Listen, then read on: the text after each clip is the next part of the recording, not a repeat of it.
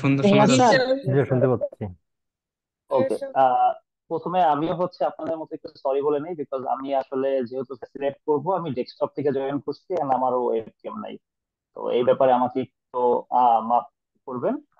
বাকি আমরা একটু আলোচনায় যাব। আপনারা আসলে, যদি আলোচনায় যাওয়ার আগে আমার একটু জানা দরকার যে আমার আসলে অডিয়েন্স কারা। আমি আপনাদের সাথে একটু যদি শর্টের উপরে পরিচয় করি, যে আপনারা আসলে কি কি করছেন বা কোথা থেকে বলতেছেন, র্যান্ডমলি একটু অ্যান্সার দিবেন।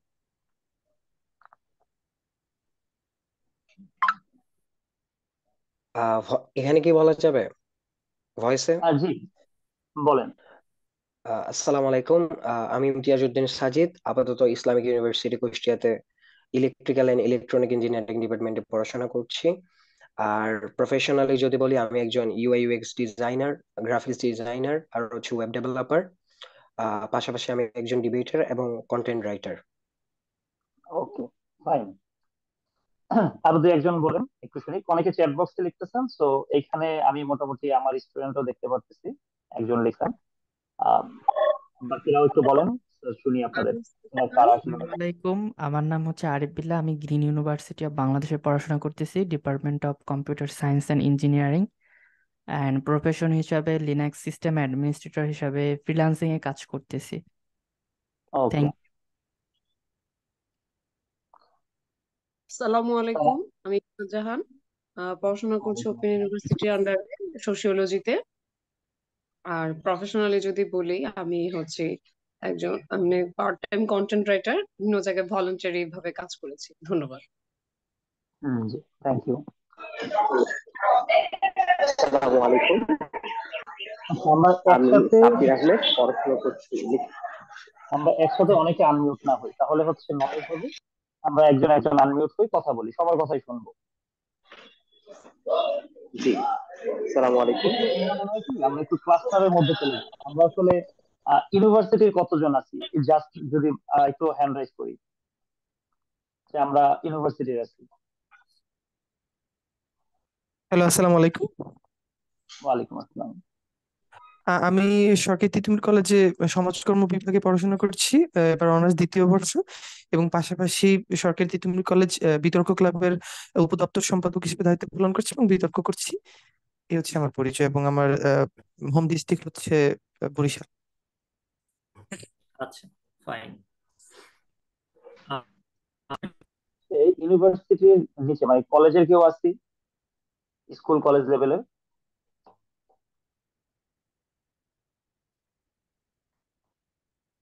সবাই আসলে হ্যান্ড রাইজ করে রাখছেন, যারা একবার হ্যান্ড রাইজ করে রাখছেন তারা হ্যান্ড আর ডাউন করেন না। যে কোশ্চেনের সাথে রিলেভেন্ট ওই কোশ্চেনে একটু হ্যান্ড রাইজ করবেন, তাহলে বুঝতে সুবিধা হবে।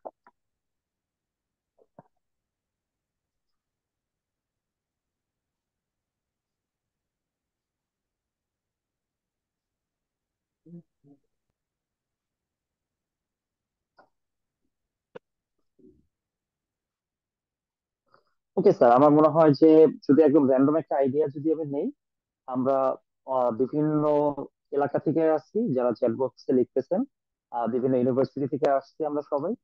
তো সবাই এইখানে আসার পিছনের যে কারণটা, সেটা হচ্ছে আমরা মূলত ওয়েব ডেভেলপমেন্টের ফান্ডামেন্টালস ব্যাপারে জানবো, যেটা হচ্ছে এইচটিএমএল, সিএসএস এবং জাভাস্ক্রিপ্ট। এখানে যে জিনিসটা হয় যে ওয়েব ডেভেলপমেন্ট অনেক বড় একটা সেক্টর। এটা আসলে একদম একটা ল্যাঙ্গুয়েজ বা একটা কিছু জানলাম, একটা সেশন করলাম এবং পুরো জিনিসটা বুঝে গেলাম, এরকম কোনো কিছু না। এটা কন্টিনিউয়াস একটা লার্নিং প্রসেস, এবং এটা প্রতিনিয়ত ডে বাই ডে আপডেট হইতেছে and হইতে থাকবে, কারণ আপডেট যদি না হইতো তাহলে ওয়েব ডেভেলপমেন্ট ইন্ডাস্ট্রিটাই টিকতো না। একবার আমি একটা ওয়েব ডেভেলপমেন্ট করে নিলাম and এটা মোটামুটি সারা জীবন চলবে এরকম কিছু না, কন্টিনিউয়াস লার্নিং এর মধ্যে থাকতে। আমি নিজেও শিখি, এখনো শিখি, এবং এর মধ্যেই চলতেছে। তো আজকে আপনাদের সেশন বলতে আসলে এটা আমরা একটু যদি বলি, এটা আমরা মূলত ডিসকাশন মূলক করতে পারলে বেশি ভালো হয়, যে আমরা যা জানি জানাবো এবং কিছু শিখবো।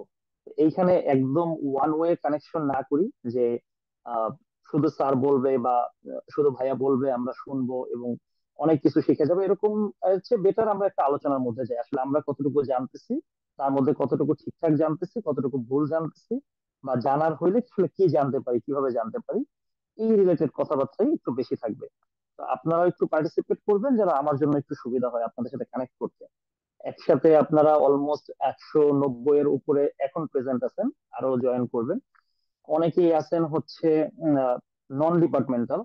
তো খুবই ভালো যে আপনারা এই ইন্টারেস্টটা দেখাইতেছেন, কারণ এইটা এখন বর্তমানে সবচেয়ে বেশি আহ, চর্চিত একটা ব্যাপার এবং সবচেয়ে বড় ইন্ডাস্ট্রিও বলা যায়। তো আমি মূলত এই জিনিসটাকে সুন্দরভাবে একটু গোছানোর জন্য একটা স্লাইড রেডি করছি। আদারওয়াইজ দেখা যাবে কথা উলট পালট হয়ে যেতেছে, কিছু কথা যেটা বলার বলতে পারবো না, মিস হয়ে যেতে পারে। একটু স্ক্রিন শেয়ার দিই।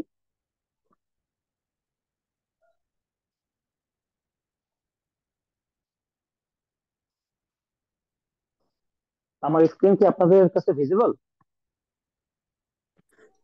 জি ভিজিবল। Yes, sir. ওকে, আপনাদের জন্য ওয়েলকাম ওয়ান্স অ্যাগেন। আমি Mohammad Umair Hasan, lecturer, Daffodil International University, department of computer science and engineering. আজকে আমাদের টপিক যেটা যাবে ওয়েব ডিজাইন ফান্ডামেন্টালস, যেখানে আমরা এইচটিএমএল, সিএসএস এবং জাভাস্ক্রিপ্ট নিয়ে কিছু কথা বলবো, জানবো ইন্ডাস্ট্রিটা সম্পর্কে, and, সুযোগ হইলে আমরা হ্যান্ডস অন কিছু কাজ দেখবো। তো আশা করি যে টাইমের মধ্যে আমরা কমপ্লিট করতে পারবো। আপনাদের যাদের হ্যান্ড এখনো রাইজ করা আছে, প্লিজ একটু হ্যান্ড ডাউন করে ফেলেন। যদি কোনো কোশ্চেন থাকে দেন হ্যান্ড রাইজ করবেন, কোশ্চেন করার সুযোগ পাবেন, কোনো সমস্যা নেই। আর যদি মনে হয় যে টপিকস এর একদম রিলেটেড কোনো কোশ্চেন আপনি পরে ভুলে যেতে পারেন, সাথে সাথে কোশ্চেন করতে পারেন। আর যদি মনে হয় যে না আমরা একটু ওয়েট করতে পারি, তাহলে কোশ্চেনটা একটু নোট ডাউন রাখবেন। আমরা একদম লাস্টে একটা কোশ্চেন অ্যান্সারিং সেশন থাকবো, ওইখানে আমরা মূলত সব কোশ্চেন অ্যান্সার দেওয়ার চেষ্টা করবো ইনশাআল্লাহ। আমি যতখানি জানি জানাবো আপনাদের, এবং আপনাদের কাছ থেকেও জানবো।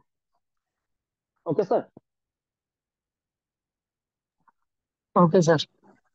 ওকে, ফাইন। আজকে যে কথাটার দিকে আসি, এইচটিএমএল, সিএসএস এবং জাভাস্ক্রিপ্ট যে কোশ্চেনটা বলতেছিল, তার আগে একটু দেখি আমাদের আজকের আসলে এজেন্ডা গুলা কি কি, বা আমরা আসলে আজকে কি কি নিয়ে আলোচনা করবো। আমি কিছু এজেন্ডা সেট করছি, যেগুলো হচ্ছে আসলে ওয়েব ডেভেলপমেন্ট কি, এই ব্যাপারটা সম্পর্কে একটু আলোচনা করব, এর importance, front end back end technology, and এর সাথে ডিমান্ড নিয়ে কথা বলবো। আর সাথে তো ওই তিনটা জিনিস আছে, এগুলো জাস্ট একটা ধারণার জন্য। তো ফার্স্ট কোশ্চেনে যদি আসি, হোয়াট ইজ ওয়েব ডেভেলপমেন্ট? আপনারা একদম র্যান্ডমলি কি জানেন?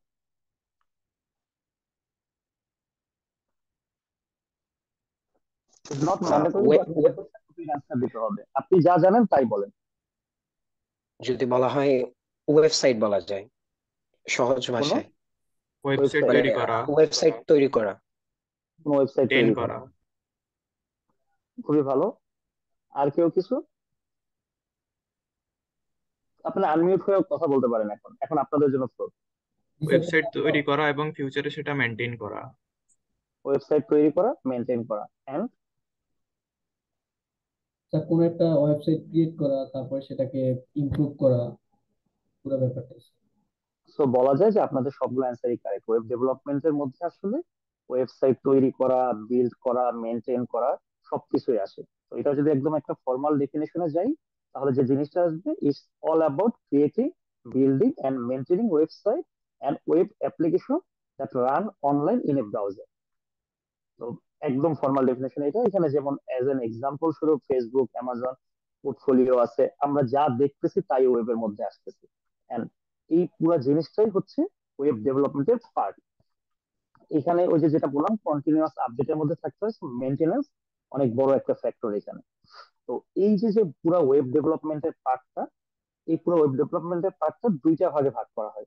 একটা হচ্ছে ফ্রন্ট এন্ড ডেভেলপমেন্ট, একটা হচ্ছে ব্যাক এন্ড ডেভেলপমেন্ট। আমরা কি এর নাম আগে শুনছি? জি। এখানে জি অনেক জি অনেকেই শুনছি। পিছিয়ে রাখি আমরা। তো তাদের জন্য হয়তোবা এগুলা একটু মনে হইতে পারে সেম টাইপের আলোচনা, বাট নন ডিপার্টমেন্টালও যেহেতু ভালোই আছে, আমি একদম ফুল ডিটেলসে যাইতেছি। তো একটু ওয়েট করুন, আমরা সামনে আগাম। যারা নন ডিপার্টমেন্টাল, আমরা কি ফ্রন্ট এন্ড ব্যাক এন্ড সম্পর্কে জানি? জি জানি। ফ্রন্ট এন্ড কি স্যার? স্যার ওয়েবসাইটে যেটা ইউজাররা দেখে, ইউজাররা দেখে। ইন্টারেক্ট আর ব্যাক করে। এন্ড? ব্যাক এন্ডটা হচ্ছে ওই ইউজাররা এটা নর্মালি দেখে না, বাট ফাংশনটা যেভাবে হচ্ছে ওয়েবসাইটের। ফাংশনটা যেভাবে হচ্ছে ওয়েবসাইটে, ইউজাররা দেখে না। আহ, অবশ্যই ঠিক আছে। আর কেউ কিছু বলতে চান, কোনো অ্যাড করতে চান ওনার সাথে? ব্যাকএন্ডে বলতে কোড, যে পরিমাণ যে কোড গুলা রান হচ্ছে ওগুলা মেনটেন করে, যে ডেভেলপার যেগুলা করে ওগুলা। ফ্রন্ট এন্ডটা ওই যে ভাইয়া যে বলেছে যে ইউজাররা যেটা দেখে। আচ্ছা, ইউজাররা যেটা দেখে এটা front end, back and backend তাহলে বলতে ডাটাবেজের কাজ বলা যায়, ব্যাক এন্ড পিএসপি হচ্ছে এসকিউএল এর ডাটাবেসের কাজ। কাজ।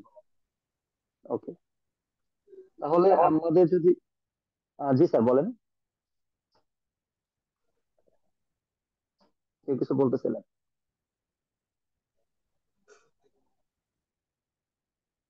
ওকে, আমরা যদি আসি তাহলে দুইটা এন্ডে ভাগ করলাম, একটা ফ্রন্ট এন্ড একটা ব্যাক এন্ড।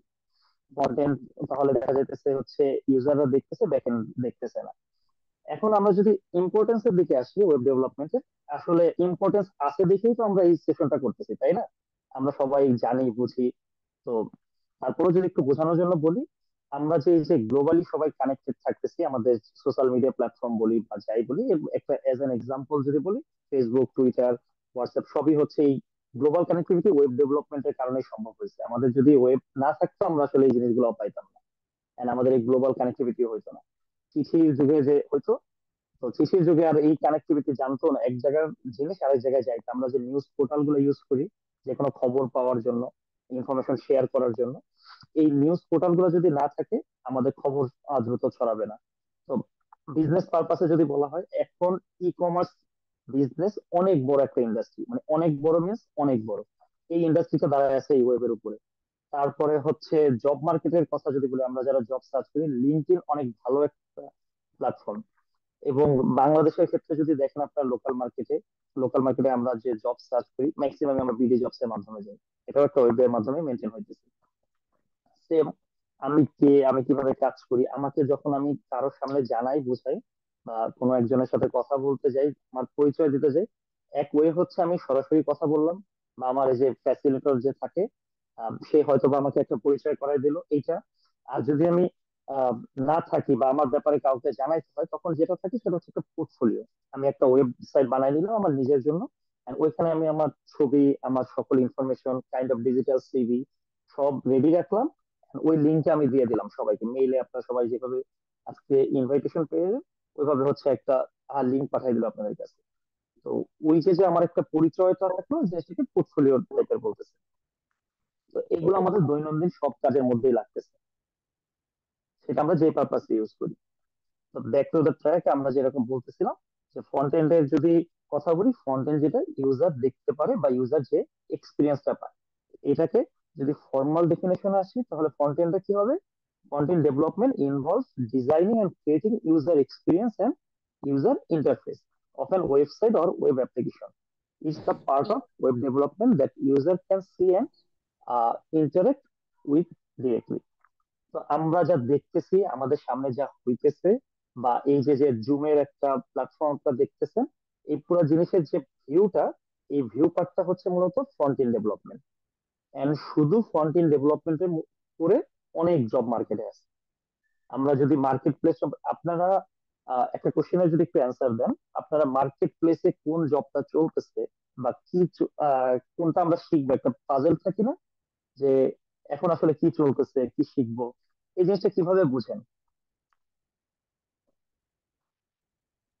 বড় ভাইরা বইলা দেয় যে মার্কেটে এখন এটা চলতেছে। ওয়েবসাইটে বা যেগুলো ট্রেন্ড চলতেছে আর কি। গুগল ট্রেন্ডস দেখা যায়, এছাড়া মার্কেট প্লেসে কোন জব বেশি সেটাও সার্চ করে বের করা যায়।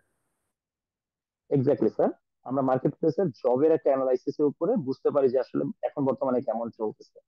তো যদি আহ, আপনারা অনলাইন মার্কেট প্লেস গুলো দেখে যান, যেরকম ফাইবার হইতে পারে, আপওয়ার্ক হইতে পারে, বা আরো যেগুলো আছে ফিনান্সার, এখানে যদি যান আপনারা দেখবেন শুধু ফ্রন্ট এন্ড এর উপরে huge job available. Same as আমাদের লোকাল মার্কেটের কথা যদি বলি, যেমন হচ্ছে বিডি জবস এ যদি আপনারা যান, শুধু ফ্রন্ট এন্ড ডেভেলপমেন্টের জন্য, আদার্স কিছু না, ব্যাক এন্ডে আপনাকে কিছু করতে হবে না, শুধু ডিজাইনটা করবেন ওয়েবসাইটে, এর জন্য হিউজ জব অ্যাভেলেবেল আছে। তো এই ফ্রন্ট এন্ডটা যদি আমরা করি, ফ্রন্ট এন্ড টেকনোলজি আসলে কিসের উপরে দাঁড়ায় আছে, এরকম যদি একটা কথা বলি, তো ফ্রন্ট এন্ড ডেভেলপার অনেকগুলো ল্যাঙ্গুয়েজের উপরে দাঁড়ায় থাকে। তার মধ্যে বেসিক হচ্ছে, এই যে এখানে কিছু এক্সাম্পল রাখছি, HTML, CSS, JavaScript, react JS, angular JS, view JS, bootstrap. Bootstrap হচ্ছে যে সিএসএস এর একটা ফ্রেমওয়ার্ক টাইপের ধরতে পারে। তো কোশ্চেন আসতে পারে ফ্রেমওয়ার্ক কি জিনিস, আমরা জানি ফ্রেমওয়ার্ক কি? কি sir, what is G framework? Sir, জানি স্যার। একটু স্যার শেয়ার করি।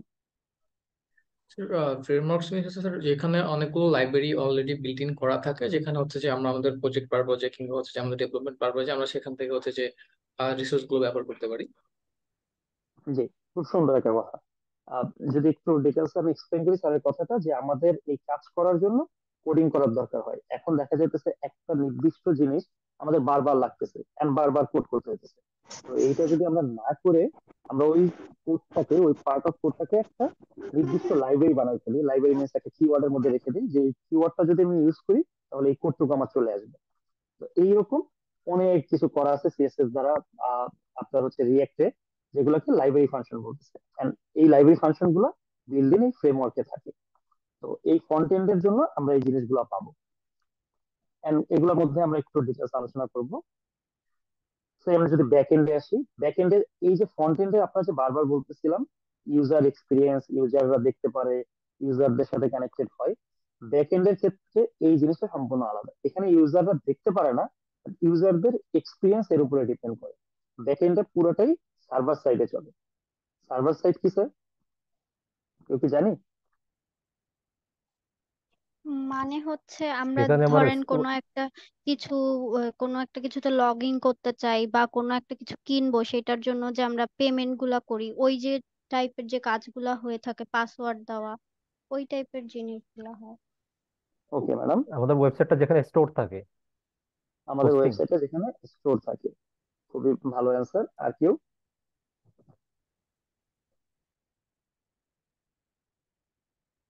স্যার এত উপস্থিতি অথচ এত অল্প অ্যান্সার! আপনাদের যা মনে হয় বলেন, ভুল বলে তো কিছু নাই, আমি তো পরীক্ষা নিতেছি না, আপনারা বলবেন, আমরা আলোচনার মধ্যে শিখবো, এটাই তো কথা ছিল।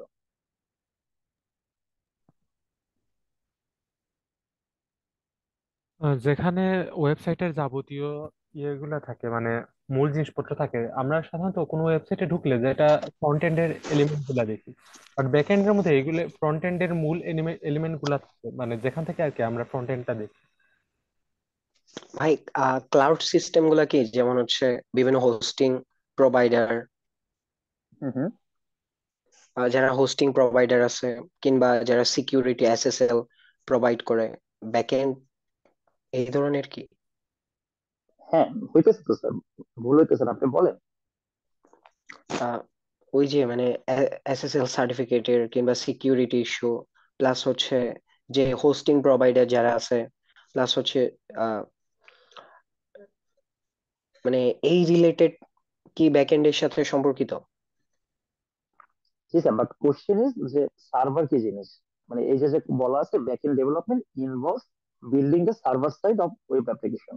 তো আমরা তো ইউজার সাইডটা বুঝতেছি, যেটা আমাদের ফ্রন্ট এন্ড করতেছে, বাট ব্যাক এন্ড যে সার্ভার। জি স্যার বলেন। অ্যাকচুয়ালি এটা হচ্ছে ওয়েবসাইট রিলেটেড ডেটা। এটা যে কোনো ডেটা হইতে পারে, জাস্ট লাইক যখন কেউ ওয়েবসাইট ভিজিট করে কিংবা যখন ওয়েবসাইটে কোনো ডেটা ইনপুট হয়, সো এই রিলেটেড জিনিসগুলো হচ্ছে হচ্ছে সার্ভার টাইপ। এক্স্যাক্টলি স্যার, খুব সুন্দর। যদি আমরা একটু এটাকে এলাবোরেটলি বলি, সেটা হচ্ছে যে আমাদের যে ডিজাইনটা থাকে, আমরা যে ডিজাইনটা করলাম আমাদের ওয়েবসাইটটা, এই ডিজাইনটা তো আমি নর্মালি করলাম ফ্রন্ট এন্ড। এখন এই ডিজাইনটা যে ফাংশনালিটি কাজ করবে, আমি যে হোম বাটনে ক্লিক করলে সে হোমেই যাবে, অথবা আমার ওয়েবসাইটটা লেখা সার্চ করলো, ধরেন আমার ওয়েবসাইট হচ্ছে www.umaid.com। তো এই যে যে umaid.com লিখলে আমার ওয়েবসাইটে যাবে, আপনার ওয়েবসাইটে যে যাবে না, বা গুগল.com এ যে গুগলেই যাবে। এটা যার কাছে রিকোয়েস্টটা পাঠাবে ওটা হচ্ছে সার্ভার এন্ড। সার্ভারে সব ওয়েবসাইটটা স্টোর করা থাকে। যখন আমরা এই ওয়েব থেকে রিকোয়েস্ট করি বা ফ্রন্ট এন্ডটাকে আমরা যখন ইউজ করি, তখন ব্যাক এন্ডে ডাটা লোড করতে থাকে। তো এটার একটা এক্সাম্পল আমি একটু পরে দেখাবো না, এখন আপাতত জাস্ট জিনিসটা বুঝি যে ব্যাক এন্ডটা আমাদের সার্ভার এন্ডে চলতে থাকে, আর ফ্রন্ট এন্ডটা আমাদের ইউজার এন্ডে চলে। মনে থাকবে তো স্যার? Yes sir. ওকে। তো ব্যাক এন্ড ইয়েস স্যার। ডেভেলপমেন্টের জন্য কিছু টেকনোলজিস আছে, যেমনটা ফ্রন্ট এন্ডের জন্য ছিল। এখানে Node JS, Python, Ruby, database, MySQL, MongoDB, Django, Express. এগুলোর মধ্যে দেখেন, জ্যাঙ্গো আর হচ্ছে এক্সপ্রেস এর ক্ষেত্রে আবার হচ্ছে ব্র্যাকেটে পাইথন, নোড.জেএস দেওয়া আছে। তো এগুলো হচ্ছে ফ্রেমওয়ার্ক, একটু আগে যেরকম বলতেছিলাম ফ্রেমওয়ার্ক নিয়ে। বুঝতে পারছি স্যার? জি জি স্যার। জি জি স্যার। ওকে জি স্যার। ওকে স্যার, এরপরে যদি আমরা একটু ওয়েব ডেভেলপারদের টাইপে আসি, তো ফার্স্টে যেটা বলা হলো যে যারা হচ্ছে এই যে ডিজাইনটা করতেছে আমাদের ওয়েবসাইট গুলো, যারা হচ্ছে ডিজাইনের কাজগুলো করতেছে তাদেরকে আমরা বলতেছি ফ্রন্ট এন্ড ডেভেলপার। আর যারা হচ্ছে আহ, এই যে ব্যাক সাইডে বা সার্ভার এন্ডের কাজগুলো করতেছে, যারা কানেক্টিভিটি দিতেছে, তাদেরকে বলতেছে ব্যাক এন্ড ডেভেলপার। আর যারা দুইটাই করতেছে তাদেরকে বলতেছে ফুল স্ট্যাক ডেভেলপার। তো সবগুলার আলাদা আলাদা জব সেক্টর আছে, আলাদা আলাদা লার্নিং প্রসেস আছে, এবং সবগুলার হচ্ছে আলাদা মার্কেট ভ্যালু আছে। যেমন ফ্রন্ট এন্ড ডেভেলপমেন্টের জন্য যেমন জব আছে, ব্যাক এন্ড ডেভেলপমেন্টের জন্য অ্যাভেলেবেল জব আছে, অ্যাভেলেবেল কোর্স আছে, এবং ফুল স্ট্যাকের জন্য আছে। যে যতখানি কাজ করবে তার ওই অনুযায়ী পেমেন্ট বা স্যালারি নির্ধারণ হয়ে থাকে। তো এতক্ষণ পর্যন্ত আমরা যে আলোচনাটা করলাম, আমরা মূলত আসলে ওয়েব ডেভেলপমেন্টের ফান্ডামেন্টালস নিয়ে কথা বললাম, যে ওয়েব ডেভেলপমেন্ট কি, ইন্ডাস্ট্রিটা কিরকম, আর এখানে হচ্ছে ফ্রন্ট এন্ড ব্যাক এন্ড এই জিনিসগুলো কিভাবে কাজ করে। তো এই রিলেটেড যদি কারো কোনো কোশ্চেন থাকে একটু বলতে পারেন, দেন আমরা বেসিক কিছু টার্মস দিকে যাবো।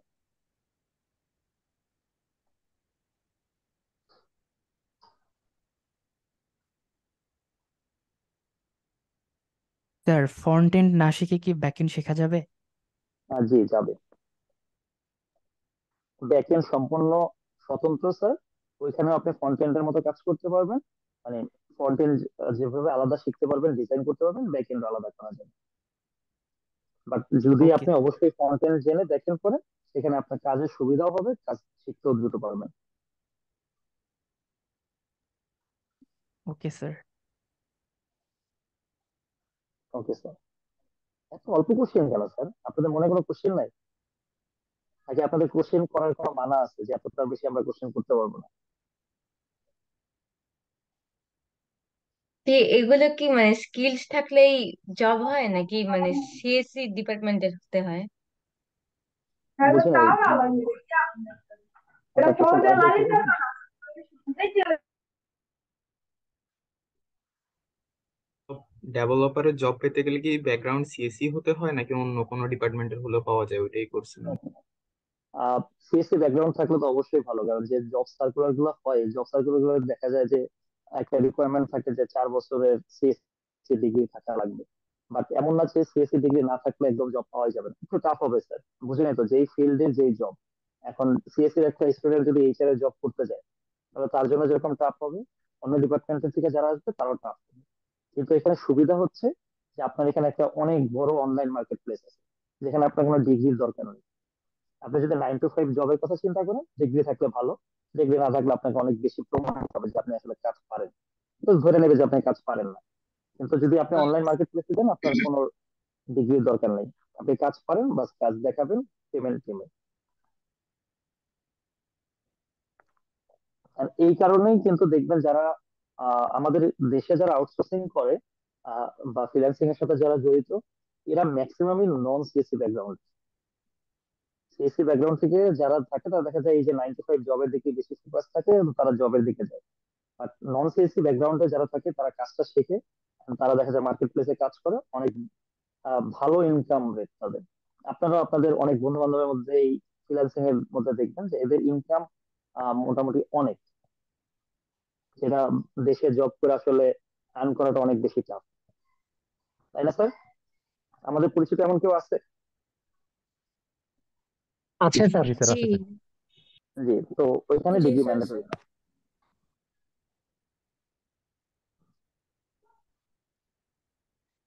স্যার, আমরা ওকে যারা আসলে নন ব্যাকগ্রাউন্ড মানে নন টেকনোলজি ব্যাকগ্রাউন্ডের আছি, তো তারা মানে এই জিনিসগুলো মানে কিভাবে হচ্ছে আমরা আরেকটু ভালো করে বিস্তারিত বুঝতে পারি, কারণ যেহেতু আমরা আগে থেকে হচ্ছে এই জিনিসগুলো সম্পর্কে ওইভাবে অবহিত নই আর কি। একটু যদি আমাদের জন্য এই পরামর্শগুলো একটু জাস্ট স্টেশনের মাঝখানে জি ওভাবে জি, দিবেন। না সমস্যা নাই ম্যাম, সেশনের মাঝখান বলে কিছু নাই। এখানে আসলে জানার যে ব্যাপারটা সেটা হচ্ছে আপনাকে ফার্স্টে ধারণ দিতে হবে আপনি আসলে কি শিখতে চাইতেছেন। আমরা বাকিরা একটু মিউট থাকি স্যার। ওকে, ফার্স্ট হচ্ছে যে দেখেন, যারা অলরেডি এইখানে 4 বছর টাইম দিচ্ছে তারা তো টাইম দিচ্ছে, আপনারা যারা নন ব্যাকগ্রাউন্ডে একটু টাইম দিবেন। আর শেখার ক্ষেত্রে দেখা যাবে যে একটু কোর্স করাটা ভালো। যদি আপনি কোনো প্রফেশনাল কোর্স করেন, আহ, ওইখান থেকে একটা ভালো আইডিয়া পাবেন। প্লাস হচ্ছে প্র্যাকটিস, প্র্যাকটিসের বাইরে কিছুই নাই। তো অনেক বেশি কঠিন কিছু নাই এই জায়গায়। সবচেয়ে একটা ভুল ধারণা থাকে আমাদের মধ্যে, ওয়েব ডেভেলপমেন্ট হিউজ কঠিন একটা ব্যাপার। আমার কাছে মনে হয় যে এটা আসলে কঠিনের চেয়ে বেশি ধৈর্যের ব্যাপার। আপনি যদি একটু ধৈর্য ধরে লাগা থাকেন, একটু সময় দেন প্রতিনিয়ত, আপনি ভালো করতে পারবেন। এর জন্য ম্যান্ডেটরি না যে আপনাকে অনেক বেশি কোনো নলেজ লাগবে। And আমরা একটু লেকচারের পরে আমি চেষ্টা করবো যে আপনাদের বেসিক কিছু জিনিস দেখানো বা একটা ছোট্ট ওয়েবসাইটের ডেমো কিছু দেখানো, তখন দেখতে পারবেন যে এত কঠিন না। জিনিসগুলো যথেষ্ট ইজি এবং যথেষ্ট রিসোর্সফুল, অনেক বেশি রিসোর্স অ্যাভেলেবেল।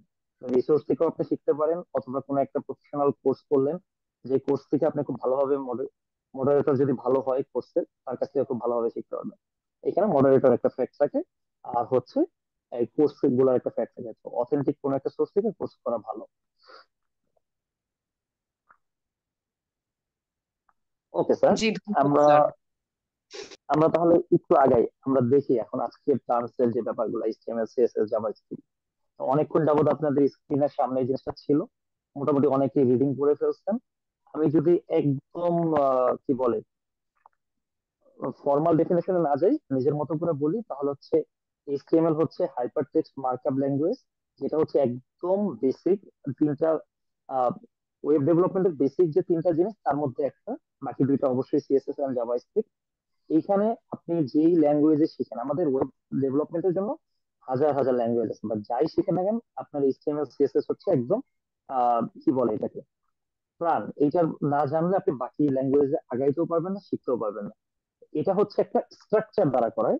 আর সিএসএস হচ্ছে যে ক্যাসকেড স্টাইল শীট, যদি ফুল ফর্মে যাই।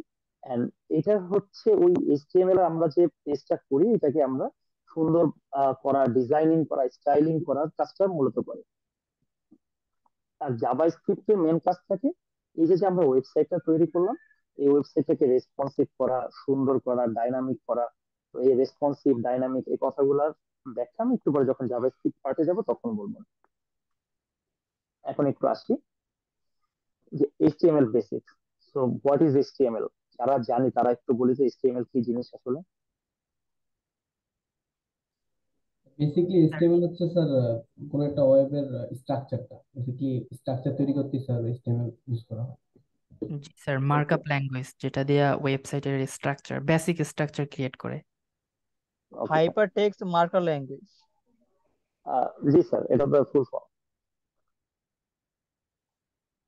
ওকে স্যার, এইচটিএমএল টাকে যদি আমরা একদম ফর্মাল ডেফিনেশনে আসি, HTML is the foundation that holds all the content and design element together. তার মানে এখানে কন্টেন্টটাও থাকতেছে, ডিজাইন এলিমেন্টও থাকতেছে। তাহলে ডিজাইন করতেছিলাম আমরা কি দিয়ে, একটু আগে যা বলতেছিলাম, যে ডিজাইন করতেছিলাম আমরা সিএসএস দিয়ে। এসএস দিয়ে। সিএসএস টাও মূলত এইচটিএমএল এর সাথেই থাকতেছে, এন্ড এটার মধ্যে বাকি কন্টেন্টটাও থাকতেছে। তাহলে ডিজাইন এন্ড কন্টেন্ট টুগেদার থাকতেছে। It gives structure to the web page, defining things like heading, paragraphs and links. এখানে দেখা যাবে যে আমাদের এই যে যে ওয়েব পেজটা আছে, এটা স্ট্রাকচার দ্বারা করে, যে কথাটা বারবার আসতেছিল। এবং এই স্ট্রাকচারের দ্বারা করাইতে গেলে দেখা যায় অনেকগুলো জিনিস তার রাখতে হয়, যেমন হেডিংস, প্যারাগ্রাফ, লিঙ্কস, ইমেজ, তারপরে এক্সটার্নাল লিঙ্ক, আর অনেক জিনিসের দরকার হয়। একটা ওয়েবসাইটে স্যার প্রচুর পরিমাণ কাজ থাকে। তো এখানে দেখেন একটা স্কেলটনের ছবি দেওয়া আছে। স্কেলটনের ছবিটা দেওয়াই আছে বোঝানোর জন্য যে এইচটিএমএল আসলে একটা মানুষ দেহের যেমন মৌলিক এককটা স্কেলটন, এইচটিএমএলটাও এরকম ওয়েব ডেভেলপমেন্টের একটা মৌলিক একক। এইচটিএমএল একটা ওয়েবসাইটে দেখা যায় দুইটা মেন পার্ট থাকে। একদম যদি আমরা এইচটিএমএল এ যাই, সেখানে একটা পার্ট থাকে যেটাকে হেড বলে, একটা পার্ট যেটাকে বডি বলে। হেডের মধ্যে দেখা যায় যে আমরা যদি টাইটেল দেই পেজের, ওই টাইটেলটা যদি আমরা ইনলাইন ডিজাইন, সেইটা হচ্ছে ইন্টারনাল ডিজাইন বলতে পারেন। ওইখানে যে ডিজাইন গুলো থাকে সেগুলো হেডের মধ্যে থাকে। জাস্ট একটু নোট রাখেন, আমি দেখাবো না স্যার ইনলাইন ডিজাইন কি জিনিস হয়, বা ডিজাইন গুলো কিভাবে করে, বেসিক যে জিনিসগুলো। আর এখানে একটা টাইটেল এক্সাম্পল দেওয়া আছে। আর বডি যে এইচটিএমএল প্রত্যেকটা এই যে যে ব্র্যাকেটের মধ্যে দেখতেছেন, প্রত্যেকটাকে বলা এক একটা ট্যাগ। যেমন এইচটিএমএল একটা ট্যাগ, হেড একটা ট্যাগ, বডি একটা ট্যাগ। এন্ড এইচটিএমএল এর মধ্যে বডির মধ্যে সবগুলো ট্যাগ হচ্ছে একসাথে থাকে। তো যদি আমি একটু আবার রিপিট করি, যে এইচটিএমএল এর দুইটা পার্ট থাকে, একটা হচ্ছে হেড, একটা হচ্ছে বডি। হেডের মধ্যে হচ্ছে টাইটেল এবং তার ডিজাইনটা থাকে, আর বডির মধ্যে হচ্ছে সকল কোড, সকল হচ্ছে স্ট্রাকচারটা থাকে। এন্ড এইচটিএমএল এর শুরুটা হয় ডক টাইপ এইচটিএমএল দ্বারা। Exclamatory sign doc type HTML, এটা হচ্ছে বুঝাই দেয় একটা আহ, কি বলে এটাকে, এনভায়রনমেন্টকে যেখানে এই কোডটা রান হবে বা ব্রাউজারটা রান হবে, সেটাকে বোঝায় যে এই ডকুমেন্ট টাইপটা মূলত একটা এইচটিএমএল ফাইল, যেখানে একটা এইচটিএমএল ট্যাগ দ্বারা শুরু হয়। যে কোনো এইচটিএমএল কোডের প্রথম শুরুর লাইনটা হচ্ছে এইচটিএমএল ট্যাগ এবং শেষও করতে হয় এইচটিএমএল দিয়ে। বাট শুরুর ক্ষেত্রে শুধু এইচটিএমএল লিখলে হয়, শেষের ক্ষেত্রে একটা ব্যাকস্ল্যাশ এইচটিএমএল দিতে হয়। এটা মূলত ক্লোজিং ট্যাগ বলে। এন্ড এইচটিএমএল এর ট্যাগ যে যত বেশি জানে, যত বেশি ইফেক্টিভলি ইউজ করতে পারে, তার ওয়েবসাইট তত বেশি ভালো হয়, তত বেশি সুন্দর হয়। আমি আপনাদের একটা ট্যাগের লিঙ্ক দিয়ে দিতে থাকবো, ওইগুলা হচ্ছে প্র্যাকটিস করতে পারবেন, যেন আপনারা সবগুলা জিনিস সম্পর্কে জানতে পারেন খুব ভালো করে। এটা মূলত বডি এলিমেন্ট। ওই প্রথমে যে টাইটেল পাস ছিল, দেখেন বডির ভিতরে হচ্ছে একটা H1, দিস ইজ হেডিং, আর একটা পি দেওয়া দেওয়া আছে, this is paragraph. So H1 মূলত হচ্ছে একটা ট্যাগ যেটার মধ্যে হচ্ছে হেডিং গুলো দেওয়া হয়। এরকম 6টা হেড ট্যাগ ইউজ করা হয়, যে 6টা ট্যাগের মধ্যে হচ্ছে বিভিন্ন সাইজ ভ্যারি করে। আর প্যারাগ্রাফ যত বড় আপনি দিতে চান না কেন, প্যারাগ্রাফ একটা পি ট্যাগের মধ্যে দিতে হয়। একটা কি বলে ওপেনিং ট্যাগ, একটা হচ্ছে ক্লোজিং ট্যাগ। এন্ড এইভাবে করে এটা হচ্ছে একদম কি বলো যে স্কেলটনের একটা স্ট্রাকচার। এইভাবে করে আস্তে আস্তে কাজগুলো আগে। অ্যাজ এন এক্সাম্পল, এখানে দেখতে পারেন যে বাম সাইডে যে অংশটা আছে, এই অংশটা মূলত হচ্ছে আপনাদের কোডিং পার্ট। আর ডান সাইডে যে পার্টটা আছে বা রাইট হ্যান্ড সাইডে, এটা হচ্ছে মূলত আমাদের আউটপুট। তো কোডিং পার্টে দেখেন একদম শুরু হয়েছে যে ডক টাইপ এইচটিএমএল। আমি এই ডকুমেন্টটা হচ্ছে এইচটিএমএল এর। এখানে যদি যাই, আমরা শুরুতে কি দ্বারা শুরু হবে বলছিলাম, এইচটিএমএল ট্যাগ দ্বারা। তো শুরু হইতেছে এইচটিএমএল ট্যাগ দ্বারা। এরপরে হেডের মধ্যে আমরা টাইটেল রাখছি। তো যদি কোনো কারণে আমরা কোনো ট্যাগ ক্লোজ না করি, তাহলে ওই ট্যাগ কাজ করবে না। প্রত্যেকটা ট্যাগেরই দেখেন একটা ক্লোজিং পয়েন্ট আছে, টাইটেল শুরু হইতেছে, টাইটেল শেষ হইতেছে, হেড শুরু হইতেছে, হেড শেষ হইতেছে। এরকম বডির ভিতরে যদি দেখি, যেরকম একটু আগে বলতেছিলাম যে সাইজ ভ্যারি করে, দিস ইজ হেডিং 1, H1 এর মধ্যে যেটা আছে সেটার আউটপুটটা দেখেন একটু বড় আকারে আসছে। যেটা হেডিং 2 বা অ্যানাদার হেডিং, সেটা আউটপুটটা একটু ছোট আকারে আসছে। তো এইরকম ভাবে মূলত কাজগুলো চলে। তারপরে H6 এর ক্ষেত্রে আরো ছোট হয়ে গেছে। আপনার প্রয়োজন অনুযায়ী আপনি কোডিংটা করবেন। এখন একটা ওয়েবসাইট করতে গেলে আমরা যে সুন্দর একটা নাম দেখি, কোম্পানির নাম বা মিডল একটা পয়েন্টে যে লেখাটা থাকে, ওইরকম ভাবে আপনি আপনার পছন্দসই একটা হেডিং দিতে পারেন, যে অমুক কোম্পানি। বা পোর্টফোলিওর ক্ষেত্রে যদি আমি বলি, নিজের নামটা যেরকম থাকে, রিজিউমি অফ মোহাম্মদ ওমাইদ হাসান, তো ওই লেখাটা দেখা যাবে একটু বড় থাকবে, H1 ট্যাগের মধ্যে থাকবে। তারপরে অ্যাড্রেস বা বাকি যে ইনফরমেশন থাকে, এগুলো হয়তো বা পি ট্যাগের মধ্যে থাকবে, বা হচ্ছে H2, H3 এর মধ্যে থাকবে। এই জিনিসগুলো ডিপেন্ড করে আপনার ইমাজিনেশনের উপরে, আপনি কত সুন্দরভাবে ওয়েবসাইটটা করবেন, বা আপনার ওয়েবসাইটে করার আসলে প্যাশনটা কিরকম থাকে। ওইরকম ভাবে ছোট ছোট দেখেন আরো কিছু কাজ করা আছে, যেমন বি ট্যাগ দেওয়া আছে। বি ট্যাগে হচ্ছে জিনিসটা বোল্ড হইতেছে। আহ, এখানে যখন আমি পি ট্যাগ এর মধ্যে হচ্ছে to force line breaks in a text use element দিতেছি, তো ওইখানে দেখেন ব্রেকস লেখাটা বোল্ড হইতেছে। আর এই এরপর একটা এইচআর ট্যাগ দিছি। কিছু ট্যাগের কোনো ক্লোজিং লাগে না, শুধু সিঙ্গেল থাকে। যেমন এইচআর ট্যাগের কারণে একটা হরিজন্টাল লাইন তৈরি হয়েছে, যে লাইনটা আমরা ওই to force line breaks the টেক্সটের পরে দেখতে পাইতেছি। এরপরে সেম লেখাটাই আমি আরেকবার দিছি, কিন্তু মাঝখানে কয়েকবার বিআর বিআর দিছি। দেখেন এই বিআর দেওয়ার মানে হচ্ছে যে ব্রেক করে দেয়। ওই লেখাটাই পরে যখন আমি এই দিছি, তখন দেখেন টু ফোর্স আলাদা, লাইন ব্রেকস আলাদা, এভাবে করে আসতেছে। এটাকে আমরা লিস্ট আকারেও দেখাইতে পারতাম। লিস্টের ট্যাগ যদি ইউজ করতাম, এলআই, আনঅর্ডার্ড লিস্টে এলআই দিয়ে যদি আপনি কোনো আউটপুট দেখান, তখন 1 2 3 4 অটোমেটিকলি বা ডটেড আকারে অটোমেটিকলি আসবে। আর যদি ইউএল ট্যাগের মধ্যে দেখান, তখন সেই জিনিসটা দেখা যাবে আনঅর্ডার্ড লিস্ট আকারে আসবে, যে এখন যেরকম আছে। তো তারপরে বডি ট্যাগটা আমি ক্লোজ করে দিছি, এন্ড দেন এইচটিএমএল ট্যাগটা ক্লোজ করে দিছি। তো এইভাবেই মূলত এইচটিএমএল ইউজ করে একটা জিনিসকে ডিজাইন করা হয়, বা আপনার ওই স্কেলটনটা ডিজাইন করা হয়। এখানে দেখেন কোনো কালার ইউজ করা নাই, কোনো ডিজাইন ইউজ করা নাই, কোনো ফন্ট সাইজ ইউজ করা নাই, একদম বেসিক যেরকম একটা স্ট্রাকচার দ্বারাই আমি ওরকম একটা স্ট্রাকচার দ্বারা করতেছি। তো এইটা হচ্ছে মূলত HTML এর এজ অ্যান এক্সাম্পল। কারো কোনো কোশ্চেন আছে এখানে? আর এইচআর ট্যাগটি কি মিন করতেছে এখানে টু ফোর্স আগে? এইটা ট্যাগে হরিজন্টাল একটা লাইন মিন করতেছে। এই ট্যাগের ক্ষেত্রে একটা লাইন ক্রিয়েট হবে, যে লাইনটা হচ্ছে আপনাকে একটা ডিভাইডার তৈরি করে দেবে। ওকে, বুঝতে পারছি। স্যার সব ট্যাগের কি এন্ড ট্যাগ থাকবে? না স্যার, সব ট্যাগের এন্ড ট্যাগ ম্যান্ডেটরি না, যেমন এইটা ট্যাগেরই কোনো এন্ড ট্যাগ নাই। তারপরে হচ্ছে আরো কিছু ট্যাগ আমরা পাবো যে ট্যাগ গুলোর কোনো এন্ড ট্যাগ দরকার হবে না। ভার্টিক্যাল লাইনের ট্যাগ কি হবে? আহ, আমার তো এই মুহূর্তে মুখস্থ নাই, বাট এটারও ট্যাগ আপনারা পেয়ে যাবেন যদি একটু সার্চ করেন।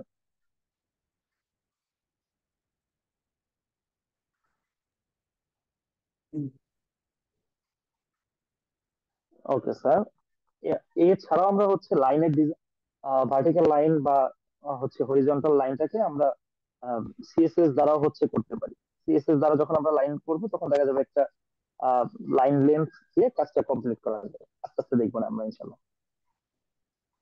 ওকে স্যার, HTML নিয়ে আর কোনো কোশ্চেন?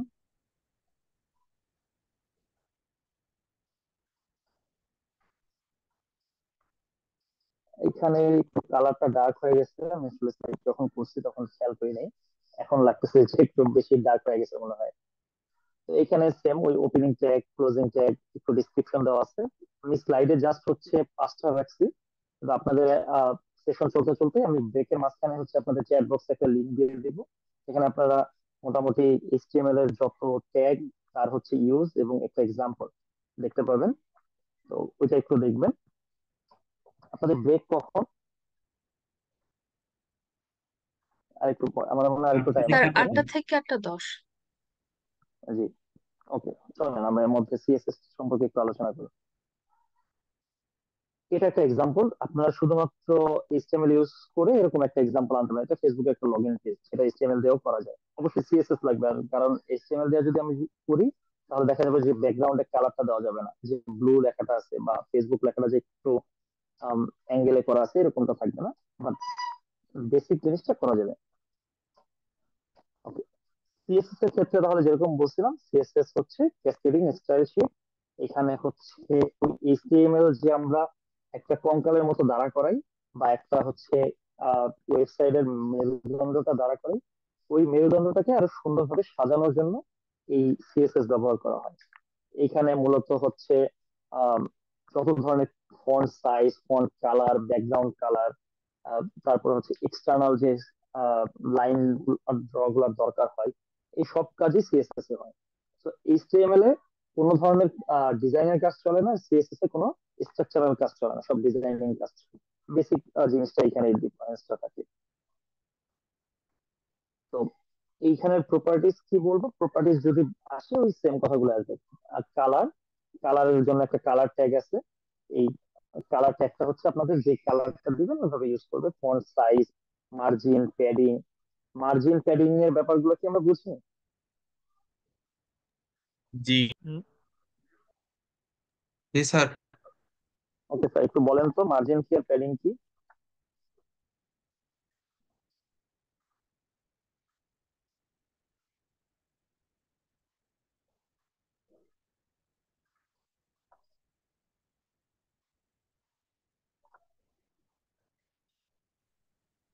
স্যার যে ট্যাগের যে একটা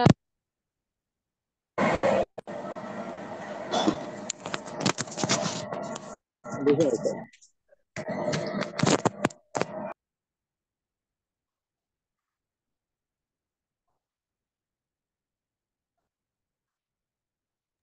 স্যার প্যাডিং কি স্যার? যখন আউটপুটে আসবে বর্ডারের তখন হচ্ছে স্যার টপ, বটম, তারপরে ভিতরের গুলাকে ওইটাকে ডিপেন্ড করবে না? জি স্যার, ঠিক আছে, তো বলেন, স্যার, সুন্দরভাবে বলেন। হ্যাঁ, হ্যাঁ।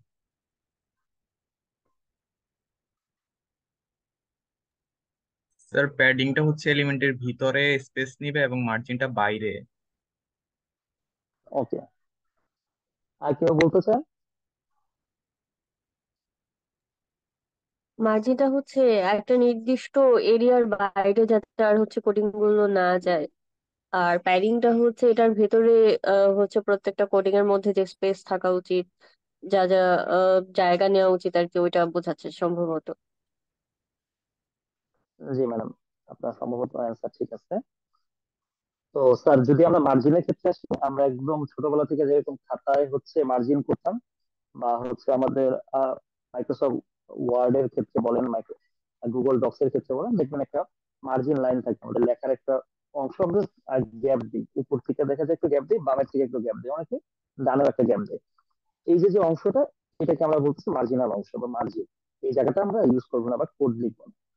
আর একটা হচ্ছে আমরা লেখার সময় একটু দেখা যাচ্ছে মার্জিন থেকে আরেকটু ছাইড়া লিখতাম অনেকে, বা একটা লাইন লিখলাম, তারপর একটা আবার হয়তো বা সাব লাইন লিখবো, বা একটা লেখার একটু গ্যাপ রাখবো। এই যে গ্যাপ রাখার জন্য মার্জিন থেকে হচ্ছে আরেকটা গ্যাপ রাখতেছি ভেতরে, যে এই জায়গাটা আমার লেখার জন্য ওকে ছিল, বাট আমি লিখতেছি না, আমি একটু গ্যাপ রাখতেছি। ওই যে গ্যাপ রাখাটা, এটাকে আমরা বলতেছি প্যাডিং। তো এইখানে ওই প্যাডিংটাকে বলি ইনার স্পেস, বা padding is use to create space around an element content inside any defined borders. তো বর্ডারের পরে যে আমরা জায়গাটা রাখতেছি, ওইটাকে মূলত প্যাডিং বলতেছি। এটা এত কঠিন কিছু না, কাজ করতে করতে আমরা এটা বুঝতে পারি। তো প্রথমে যে কঙ্কালটা দেখতেছিলাম, ওটার উপরে যদি আমরা খুব সুন্দরভাবে সিএসএস করতে পারি, তাহলে এরকম সুন্দর একটা ডিজাইন বা একটা কি বলে অবয়ব আপনারা তৈরি করতে পারবেন। এটা মূলত এইচটিএমএল এবং সিএসএস কে কম্বাইন করে তৈরি করা হয়। তো যেই কোডটা আমাদের আগে ছিল, সেম কোডটাই এখানে রাখা আছে, বাট এখানে দেখেন একটু চেঞ্জ আছে। এখানে ব্যাকগ্রাউন্ডে একটা কালার আসছে, দিস হেডিং লেখাটা একটু মাঝখানে চলে আসছে। তারপরে হচ্ছে আহ বাকি লেখার মধ্যে একটু ডিজাইন আনছি। তো এই জিনিসগুলো আসছে কিভাবে? এই জিনিসগুলো আসছে ওই সেম কথাই। আমরা যদি প্রথমে যাই একদম ডক টাইপ এইচটিএমএল, সে এইচটিএমএল এ চলতেছে, তারপরে HTML tag, head tag, title সবই গেছে। কিন্তু দেখেন মাঝখানে একটা নতুন ট্যাগ আসছে স্টাইল নামে। স্টাইল নামে যে ট্যাগটা আসছে, এটার মধ্যে বডি, যে বডি কালারটা লাইট ব্লু করে দিচ্ছে। তো বডি যে অংশটা আছে, এই জিনিসটা পুরোটাই লাইট ব্লু কালারের হয়ে গেছে। তারপরে H1 ট্যাগটাকে কালার করে দিচ্ছে হোয়াইট, আর টেক্সট অ্যালাইন করে দিচ্ছে সেন্টার। টেক্সট অ্যালাইনমেন্ট তো বুঝি আমরা, তাই না? জি স্যার। তো জি। অ্যালাইনমেন্ট হচ্ছে আমাদের টেক্সট ওরিয়েন্টেশন, আমাদের টেক্সটটা কোথায় থাকবে, কিভাবে থাকবে। তো ওই কারণে আমরা টেক্সট অ্যালাইনটাকে সেন্টার করছি। সেটাকে যদি রাইট লিখতাম, তাহলে রাইটে চলে যেত, লেফট থাকলে লেফটে যেত। বেসিক ফর্মে লেফটেই থাকে অলওয়েজ। তো এই সোয়ান একটু কাজ করা হয়েছে, পির ক্ষেত্রে একটু কাজ করা হয়েছে, পির ফন্ট ফ্যামিলিটাকে একটু চেঞ্জ করে দেওয়া হয়েছে, ফন্ট সাইজটাকে একটু বাড়াই দিয়েছে। আপনারা যদি আগের স্লাইডে দেখেন, সেম কোডটার ক্ষেত্রে পির যে লেখাটা ছিল, এটা একটু ছোট ছিল, এখানে একটু বড় হয়েছে। বাকি হচ্ছে ওইখানে যে টাইপটা ছিল, বা ফন্ট টাইপ যেটাকে আমরা বলি, এখানে সেটা ফন্ট ফ্যামিলি নামে চলে। তো এইখানে ফন্টটা একটু অন্যরকম ভাবে আসতেছে। এটা মূলত সিএসএস দ্বারা ডিজাইন করা হয়। এখানে এখানে আপনারা চাইলে আরো সুন্দরভাবে কোনো কিছু অ্যাড করতে পারেন, কোনো ইমেজ দিতে পারেন, কোনো হাইপার লিঙ্ক দেওয়া যায়। এই জিনিসগুলো তখন এই লেখাটাকে বা এই কাজটাকে আরো সুন্দর করে। ওকে স্যার, আহ কার কোনো কোশ্চেন সিএসএস পার্টে? স্যার সিএসএস পার্টে স্যার এটা যেটা দেখলাম স্যার, এখান থেকে তো স্যার এখানে লিঙ্ক আপ না করে এটা আপনি ডিরেক্ট এইভাবে লেখা হয়েছে এখানে। জি স্যার, এক্সটার্নাল কোনো সিএসএস অ্যাড করে নাই, মানে লিঙ্ক করে নাই এখানে। ইনলাইন হচ্ছে, ইনলাইন বলতে হচ্ছে ইন্টারনাল হচ্ছে ডিজাইন করা হয়েছে, স্টাইল করা হয়েছে। স্যার হাইপারলিংক বলতে এখানে কি বোঝাবেন? এখানে স্যার হাইপার লিঙ্ক করা হয় না, বাট হাইপার লিঙ্ক অ্যাড করা যায় এখানে। আহ, আমি হচ্ছে লেকচার শেষে আপনাদের ওই হাইপার লিঙ্কের একটা কাজ ডিরেক্ট দেখাবো না। ইমেজ অ্যাড করা, হাইপার লিঙ্ক অ্যাড করা, হ্যান্ডস অন ওকে। যখন ওটা করবি। ঠিক আছে ma'am? Okay, sir, thank you. জি স্যার এইচটিএমএল দ্বারা কি হচ্ছে এই ছবি তারপর হাইপার লিংক এগুলো অ্যাড করা যায় না? যায় স্যার। আমাদের স্যার এইচটিএমএল আর সিএসএস কে যদি আপনি একদম আলাদা করতে চান, আসলে এটাকে খুব মানে একদম ফিফটি ফিফটি ভাবে আলাদা করতে পারবেন না, কারণ এইখানে একটা একটার সাথে অনেক কিছু কমনলি জড়িত থাকে। তো ছবি অ্যাড করা হচ্ছে আপনার এইচটিএমএল এর কাজ। আর ছবির যে ওরিয়েন্টেশনটা থাকে, বা ছবিটাকে আপনি যে সুন্দরভাবে রাখবেন, মিডলে রাখবেন, তার কালার একটু দিবেন, এগুলো আবার সিএসএস এর থাকে। তো এটা ডিপেন্ড করে যে আপনি কিভাবে অ্যাড করতেছেন বা কত সুন্দরভাবে করতেছেন। আচ্ছা, স্যার তাহলে একটা এখানে প্রশ্ন ছিল। জি স্যার। স্যার স্যার স্যার এখানে এখানে আমরা তো স্যার স্যার আমরা তো এখানে অনেকেই কালার কোড জানি না, তো সেক্ষেত্রে আমি কিভাবে ইউজ করবো এটা একটু যদি বলতেন। স্যার আমি কিন্তু কোনো কালার কোড ইউজ করি না, আমি তো ডিরেক্ট লিখে দিচ্ছি ব্যাকগ্রাউন্ড কালার হচ্ছে লাইট ব্লু। আপনাদের স্যার কেন কালার কোড লাগবে? স্যার একজন নতুন ডেভেলপার কখনো সে জানে না কিছু, সে বেসিক একদম, সে কিভাবে বুঝবে? প্র্যাকটিস করে করে বুঝবে, আর কালার চেঞ্জ করে করে বুঝবে। লাইট ব্লুর জায়গায় শুধু ব্লু লিখলে ব্লু চলে আসবে, শুধু গ্রিন লিখলে গ্রিন চলে আসবে স্যার। আপনি যদি এই কোডটা একটু নিজে প্র্যাকটিস করেন, বা যে কোনো কোড আপনি যদি অনলাইনে সার্চ দেন বা এই ট্যাগ গুলো ইউজ করেন, তাহলেই স্যার চেঞ্জ করতে পারবেন। এখন একদম মুখস্থ তো পারবেন না স্যার, একটু প্র্যাকটিস করতে হবে। স্যার আরেকটা কথা ছিল স্যার, এখানে আমার একটা প্রশ্ন আছে। স্যার জি আপনি বলেন। যখন আপনি স্যার এখানে স্লাইডে দেখানো হয়েছে হয়েছে, তো এটা যদি একটু ভিএস কোডে বা টেক্সট এডিটর বা অ্যাটমে যদি আমাদেরকে একটু লাইভ দেখাইতেন, তাহলে অনেকে যারা নন ডিপার্টমেন্টের তারা একটু উপকৃত হইতো আর কি। স্যার অবশ্যই আমি যাব, আমি মূলত স্লাইডটা শেষ করে দিব, এন্ড স্লাইডের পরে আমি মূলত ডিরেক্ট হচ্ছে আপনাদের একটা অনলাইন টেক্সট এডিটরে কাজ করে কিছু দেখাবো। তো ওইটা আমার প্ল্যানে আছে স্যার, এই কারণে আমি এই জায়গাটা মূলত বিরতির আগে একটু শেষ করতেছি। বিরতির পরে দেখা যাবে আমরা হচ্ছে সরাসরি একটু যাব, তারপর হচ্ছে ওই যে যে ট্যাগের কথা বললাম আপনাদের, আমি ট্যাগের একটা লিস্ট দিয়ে দিব, ওইটাও হচ্ছে দেখাবো ইনশাল্লাহ। স্যার আসসালামু আলাইকুম, আমি একটা জিনিস যোগ করি একটু। জি বলেন। স্যার আমি হচ্ছে ফ্ল্যাট ইউআই কালার প্লেট থেকে হচ্ছে কালার চুজ করি নর্মালি। জি স্যার এখানে হচ্ছে কালারের মানে কালার দেয়া থাকে এবং কালারের উপর জাস্ট প্রেস করলেই কালারের কোডটা কপি হয়ে যায় অটোমেটিক। জি, পিক্সি নামের একটা অ্যাপ আছে, ওখান থেকে আপনি কালার কপি করতে পারেন, কালার কোডটা। Okay sir, thank you sir. তো এগুলো তো স্যার অ্যাডভান্সের ক্ষেত্রে, আমি তো আপনাদের একদম বেসিকের কথা বলতেছি। তো অবশ্যই এগুলো আস্তে আস্তে আসবে যখন আপনারা এই কোর্স গুলো করবেন। ওইভাবে অনেকগুলো কোর্স অ্যাভেলেবেল আছে, আমাদের ইউনিভার্সিটি থেকে অনেক কোর্স অফার করা হয় শুধুমাত্র এই ওয়েব রিলেটেড।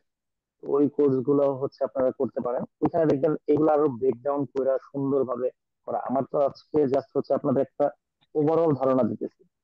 অবশ্যই এই এতটুকু দিয়ে আপনার সব শেষ হয়ে যাবে বা অনেক কিছু হয়ে যাবে এরকম না। আমি মার্কেটটা বা আমি এই ডোমেইনটার সাথে আপনাদের জাস্ট একটা আইডিয়া দিতেছি। আর লাইভ কাজটা যখন করবো তখন আরেকটু চেঞ্জ করে, এখানে যেমন একদম ফিক্সড হয়ে আছে জিনিসটা, আমি চাইলেও এখন এখানে কোনো এডিট করতে পারতেছি না, বিকজ ইটস অ্যান ইমেজ। আর যখন হচ্ছে একটু কাজ করা যাবে, তখন আমরা হচ্ছে দেখতে পাবো যে কিভাবে কাজটা হইতেছে বা চেঞ্জ হইলে কি চেঞ্জটা হইতেছে।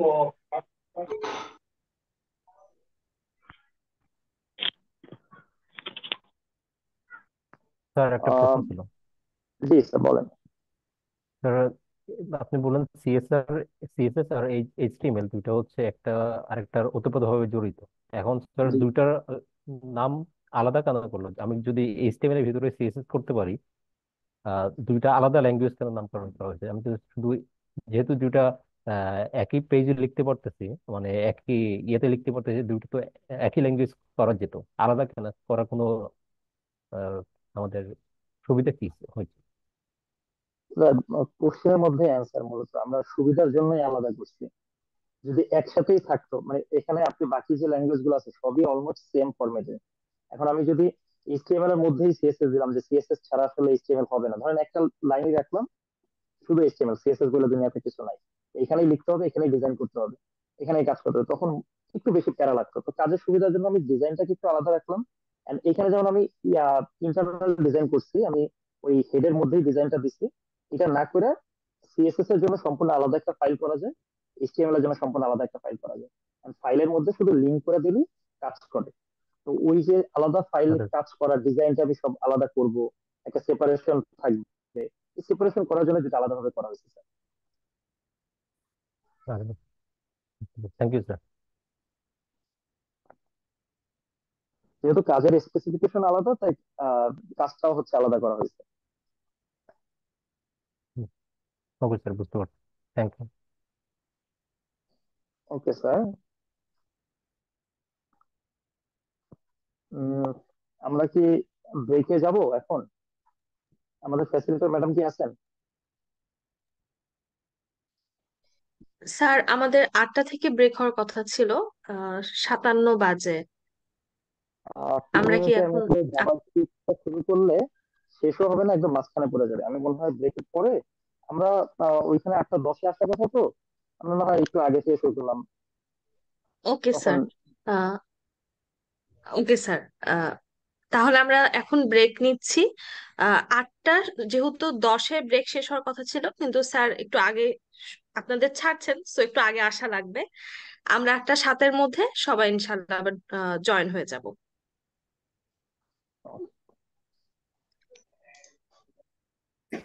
Yes sir. Yes. ওকে, তার মানে আমরা সবাই টাইম মতো আসতে পারছি। ইয়েস। আচ্ছা,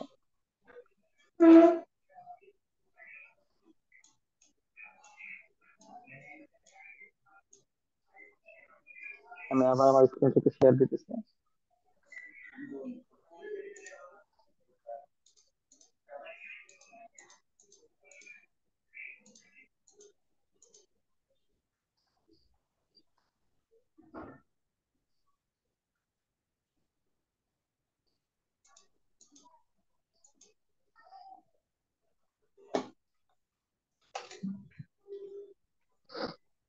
ওকে স্যার, আমরা তো মোটামুটি সবাই চলে আসছি। আমরা একটু আলোচনায় যাই। আমরা তো হচ্ছে এইচটিএমএল আর সিএসএস এই সম্পর্কে একটু জানলাম। তো এইচটিএমএল সিএসএস দুইজনে, একজন হচ্ছে কাঠামো তৈরি করতেছে, একজন হচ্ছে ডিজাইন করতেছে। তাহলে এই পুরো জিনিসটা কিসের মধ্যে আসতেছে? ফ্রন্ট এন্ড এর মধ্যে আসতেছে মূলত। কারণ ফ্রন্ট এন্ড তো ইউজার এক্সপিরিয়েন্স, ইউজার ইন্টারফেস নিয়ে কাজ করে। ইউজার ইন্টারফেস কি, যেটা আমরা দেখতে পাই বা আমরা যেটা ইউজ করে যে এক্সপিরিয়েন্সটা পাই, পুরো জিনিসটাই দেখা যাইতেছে তাহলে ফ্রন্ট এন্ড এর ব্যাপারটার দিকে যাইতেছে। আর জাভা স্ক্রিপ্ট এখানে একটু আলাদা। এখানে জাভা স্ক্রিপ্ট দেখা যায় মূলত ব্যাক এন্ড এর দিকে একটু কাজ করে বেশি, বা সার্ভার সাইডের একটু কাজ করে, যেরকমটা আমরা জানতেছিলাম যে ব্যাক এন্ডটা দেখা যায় একটু ওয়েবসাইটটাকে ডাইনামিক করার ক্ষেত্রে কাজ করে, বা ওয়েবসাইটটাকে একটু ফাস্টার করতেছে। এখানে ফ্রন্ট এন্ডে কিছু কাজ চলে, এটা একটা স্ক্রিপ্টিং ল্যাঙ্গুয়েজ। তো একদম ফর্মাল ডেফিনেশনে যদি যাই, JavaScript is a scripting language used to create and control dynamic website content. Example স্বরূপ বলছে, anything that moves, refresh or otherwise change on your screen without refreshing you to manually load a page. আচ্ছা, আমরা কি এমন কোন website কখনো visit করছি যে যে ওয়েবসাইটে ভিজিট করলাম, নেট চলে গেল, সাথে সাথে দেখাই দিতেছে যে 404 ইরোর, ওই ওয়েবসাইটের ডাটা চলে যেতেছে? এমন কোন ওয়েবসাইট আপনারা দেখছেন? আপনারা যদি কোনো জি ওয়েবসাইট স্যার। ভিজিট করেন আর হ্যাঁ, নেট স্যার এরকম চলে তো যায়, অনেক। তাহলে কি জি স্যার, প্রায় সময় এটা দেখা যায়। অনেক ওয়েবসাইট আছে এরকম যে আমরা ভিজিট করতেছি, and এই সময় হয়তো আমাদের নেট চলে গেছে বা নেট বাফার করছে, সাথে সাথে ওয়েবসাইটে চলে গেছে। অথবা ওই যে পেজটা আছে, আমি শুধু ওই পেজটাতেই থাকতেছি। আর আরেকটা হচ্ছে যে কিছু ওয়েবসাইট আছে যে আমি ইউজ করতেছি, সামহাও নেট চলে গেছে, কিন্তু যেখানে আছি বা যতখানি লোড আছে তারপরেও কাজ করতেছে, মানে অতটুকুই কাজ করতেছে, এমন না যে নতুন ডাটা নিতেছে। তো এই যে যে কাজ করা, নেট যাওয়ার পরও নিজে নিজে, বা যে জিনিসটা হয় যে আহ, আমরা যারা ক্রিকেট খেলা দেখি, ক্রিকেটের যে ওয়েবসাইট গুলো থাকে লাইক ক্রিক বা ক্রিক ইনফো, এখানে দেখবেন প্রতিনিয়ত স্কোরটা আপডেট হইতেছে, আপনি রিফ্রেশ না দিলেও আপডেট হইতেছে। কখনো খেয়াল করছেন এটা? জি স্যার। কিভাবে আপডেট হয়? আপনার তো এখানে কেউ কাজ করতেছে না, কেউ রিফ্রেশ দিতেছে না। জি। এইখানে মূলত জাভা স্ক্রিপ্টের কাজ। স্ক্রিপ্টটা আপনার কোন রকমের ইন্টারফেস ছাড়াও সে আমার নিজে নিজে রিফ্রেশ করতে পারে, জি। নিজে নিজে লোড নিতে পারে। অথবা যদি কোনো একটা ওয়েবসাইটের নির্দিষ্ট একটা অংশ আপনার পিসিতে লোড হয়ে যায়, তারপরে নেট চলে যাওয়ার পরেও সে আপনাকে ওই সার্ভিসটা দিতে পারে। এই কারণে জাভা স্ক্রিপ্ট দেখা যায় যে অনেক বেশি প্রচলিত চলতেছে। এন্ড জাভা স্ক্রিপ্ট এখানে বলা হয় যে world most popular programming language. And এইটা প্রোগ্রামিং সাইডেও যেরকম চলতেছে, ওয়েবসাইটও ওরকম চলতেছে। প্রোগ্রামিং ল্যাঙ্গুয়েজ কিন্তু শুধুমাত্র কন্টেক্সটের ক্ষেত্রে, বা দেখা যায় আমাদের হচ্ছে কোডিং এর ক্ষেত্রে কাজে লাগে, কোনো ম্যাথমেটিক্যাল প্রবলেম সলভের ক্ষেত্রে। কিন্তু এই ওয়েব ল্যাঙ্গুয়েজ গুলা দেখা যায় আমাদের ওয়েবসাইট বিল্ডিং এ কাজ করে। দুইটা দুই রকমের, কিন্তু এই জাভাস্ক্রিপ্ট দুইখানেই কাজ করে। আর এটা এত বেশি পপুলার হওয়ার আরেকটা কারণ হচ্ছে ইজি টু লার্ন। জাভাস্ক্রিপ্ট এত কঠিন কিছু না।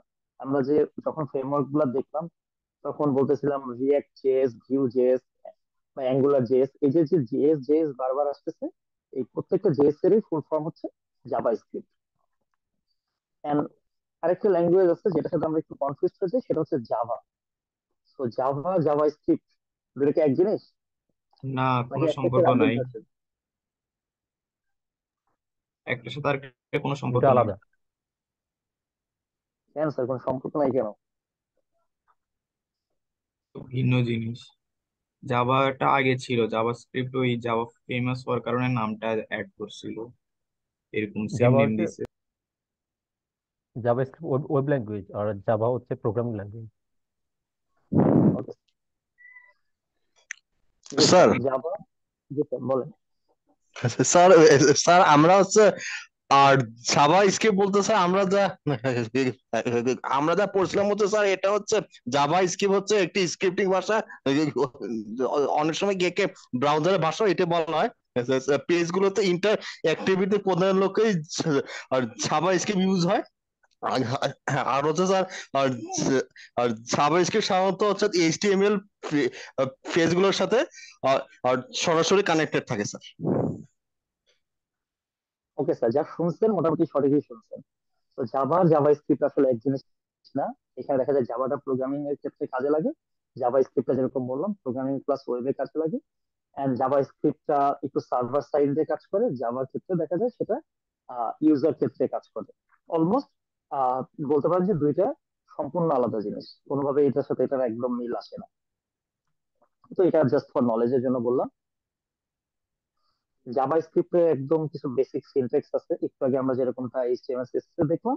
জাভা স্ক্রিপ্টের ক্ষেত্রে এরকম ভেরিয়েবল ডিক্লেয়ার করে এরপরে কাজ করতে হয়। এখানে একটা ম্যাথমেটিক্স এর স্যাম্পল দেওয়া আছে যে আমরা ভেরিয়েবল, আচ্ছা এখানে জাভা স্ক্রিপ্টে নরমালি ভেরিয়েবল কয় রকম ভাবে ডিক্লেয়ার করা যায় জানি আমরা কেউ, বা কয় টাইপের ভেরিয়েবল হয়? যারা সিএসসি ব্যাকগ্রাউন্ডে তারা তো জানে। না ভাই, আমরা নর্মালি যারা ব্যাকগ্রাউন্ড থেকে আসে তারা জানি না। জি জি, বলবো দুই আমি। ধরনের, local variable and global variable. Okay sir, আর ভেরিয়েবল টাইপ কয় রকমের হয়? দুই টাইপের, global variable and local variable. Variable আমাদের দুই রকমের হয়, একটা হচ্ছে লোকাল ভেরিয়েবল, একটা হচ্ছে গ্লোবাল ভেরিয়েবল। আর যদি ভেরিয়েবল টাইপের কথা বলি তাহলে দেখা যায় জাভা স্ক্রিপ্টে 8 রকমের ভেরিয়েবল টাইপ আছে। স্ট্রিং, ক্যারেক্টার, ফ্লোট, বুলিয়ান, এরকম আরো অনেকগুলো আছে, আমরা একটু কাজ করতে গেলে দেখতে পারবো। তো এই যে যে ভেরিয়েবল গুলো আছে বিভিন্ন রকমের, এই ভেরিয়েবল কথাটার অর্থ কি? ভ্যালু চেঞ্জ হয়, ফিক্সড ফিক্সড ভ্যালু না। আর যা ভ্যালু চেঞ্জ হয়। আর যেটাতে ভ্যালু স্টোর করে রাখা হয়। ওকে স্যার, ভেরিয়েবল কথাটা মূলত ওই কন্টেনারের মতো, কন্টেনার যেমন জিনিসপত্র রাখে, ভেরিয়েবলও হচ্ছে এরকম জিনিস যেখানে আমরা ভ্যালু অ্যাসাইন করি, এইটা ডাটাটাকে স্টোর করে। তো জাভা স্ক্রিপ্টে এরকম ভ্যালু ডিক্লেয়ার করা 4টা ওয়ে আছে। এই 4টা ওয়েতে হচ্ছে অটোমেটিক্যালি ইউজিং বার, লেট, কনস্ট, প্রয়োজন অনুযায়ী আমরা ডিফারেন্ট টাইপের ভ্যালু বা ডিফারেন্ট টাইপের ডিজাইন আমরা ইউজ করি। আর ডাটা টাইপ কি জিনিস স্যার?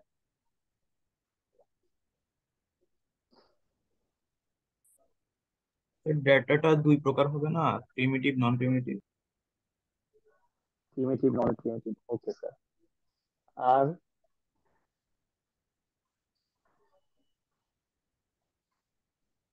জাভা স্ক্রিপ্টে মূলত ডাটা টাইপ 8 রকমের থাকে। ডাটা টাইপ বলতে কি বোঝায়? আমরা যে ডাটা নিয়ে কাজ করব, যেমন আমি আমার নাম বললাম, আমার নামটা হচ্ছে একটা স্ট্রিং ডাটা, আমি কিছুই বললাম না, আমার জায়গাটা ফাঁকা, ওটাকে নাল ডাটা বলতেছি। কোনো একটা সিম্বল ইউজ করলাম, কোনো একটা অবজেক্ট ইউজ করলাম, বা এমন কিছু একটা করলাম যেটা আসলে ডিফাইন্ডই না, অথবা শুধু ইয়েস নো ইউজ করলাম যেটা বুলিয়ানের মধ্যে আসতেছে।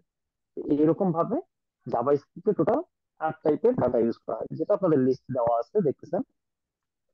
এন্ড এই ডাটা টাইপ আমাদের ডাটার উপরে বেস করে চেঞ্জ হতে থাকে। আর আরেকটা জিনিস থাকে যেটা হচ্ছে অপারেটরস। অপারেটরস এর ক্ষেত্রে হচ্ছে যে আমরা যে কাজগুলো করি, আমাদের দেখা যায় যোগ বিয়োগ, যদি ম্যাথমেটিক্যাল এর ক্ষেত্রে আসি বা অ্যারিথমেটিক এর ক্ষেত্রে আসি, অ্যারিথমেটিকের এই যে যেহেতু JavaScript programming language also web language, তো ম্যাথমেটিক্যাল বা অ্যারিথমেটিক্যাল অপারেশন সে সলভ করে, সেখানে অ্যারিথমেটিক্যাল যে অপারেটর গুলো আছে যোগ বিয়োগ গুণ ভাগ, কম্পারিজন, এই অপারেটর গুলো যেমন কাজ করে ওই রকম হচ্ছে স্ট্রিং অপারেটর কাজ করে, যেমন একটা নামের সাথে আরেকটা নাম অ্যাড করা, একটা লেখার সাথে আরেকটা লেখা অ্যাড করা। তারপরে কম্পারিজন অপারেটর আছে, যে কে কার সাথে বড় বা ছোট, greater than, less than, not greater than, not less than, এরকম যে আমাদের কম্পারিজন গুলো থাকে, এই কাজগুলো এই অপারেটর গুলো করতেছে। তারপরে লজিক্যাল অপারেটর, লজিক্যাল যে ফাংশন গুলো থাকতেছে এই ফাংশন গুলাতে এই কাজ করতেছে। বিটওয়াইজ অপারেটর, ডাবল শিফটিং এর ক্ষেত্রে যে কাজগুলো হয় এই কাজগুলো দেখা যাচ্ছে বিটওয়াইজ অপারেটর করে। এরকম আমাদের কাজের ধরন অনুযায়ী আমরা ডাটা টাইপ, ভেরিয়েবল এবং অপারেটর ইউজ করে থাকি। ওকে, আরেকটা জিনিস আছে, যে responsive design, responsive website, responsive design. এখানে যে কথাটা থাকে সেটা হচ্ছে হোয়াট ইজ রেসপন্সিভ।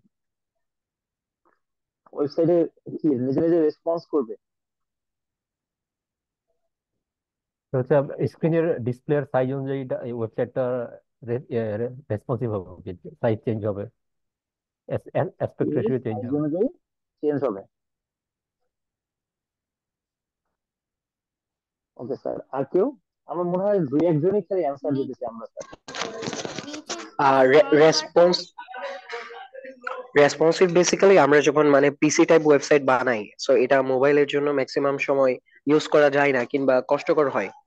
সো ওই টাইপের জন্য যেহেতু both mobile and also laptop and also ট্যাবলেটের জন্য সহ যাতে খুবই ইজিয়ার হয় যাতে ব্রাউজ করার জন্য, অ্যাকচুয়ালি এটা হচ্ছে মূলত রেসপন্সিভ ডিজাইন। জি স্যার, রেসপন্সিভ বলতে বোঝায় যে যে ভালো রেসপন্স করতে পারে। এখন কথা হচ্ছে রেসপন্সটা কিভাবে হয়? আমার ওয়েবসাইট তো ফুলি ফাংশনাল, তাহলে আমার রেসপন্সের আলাদা কি আছে?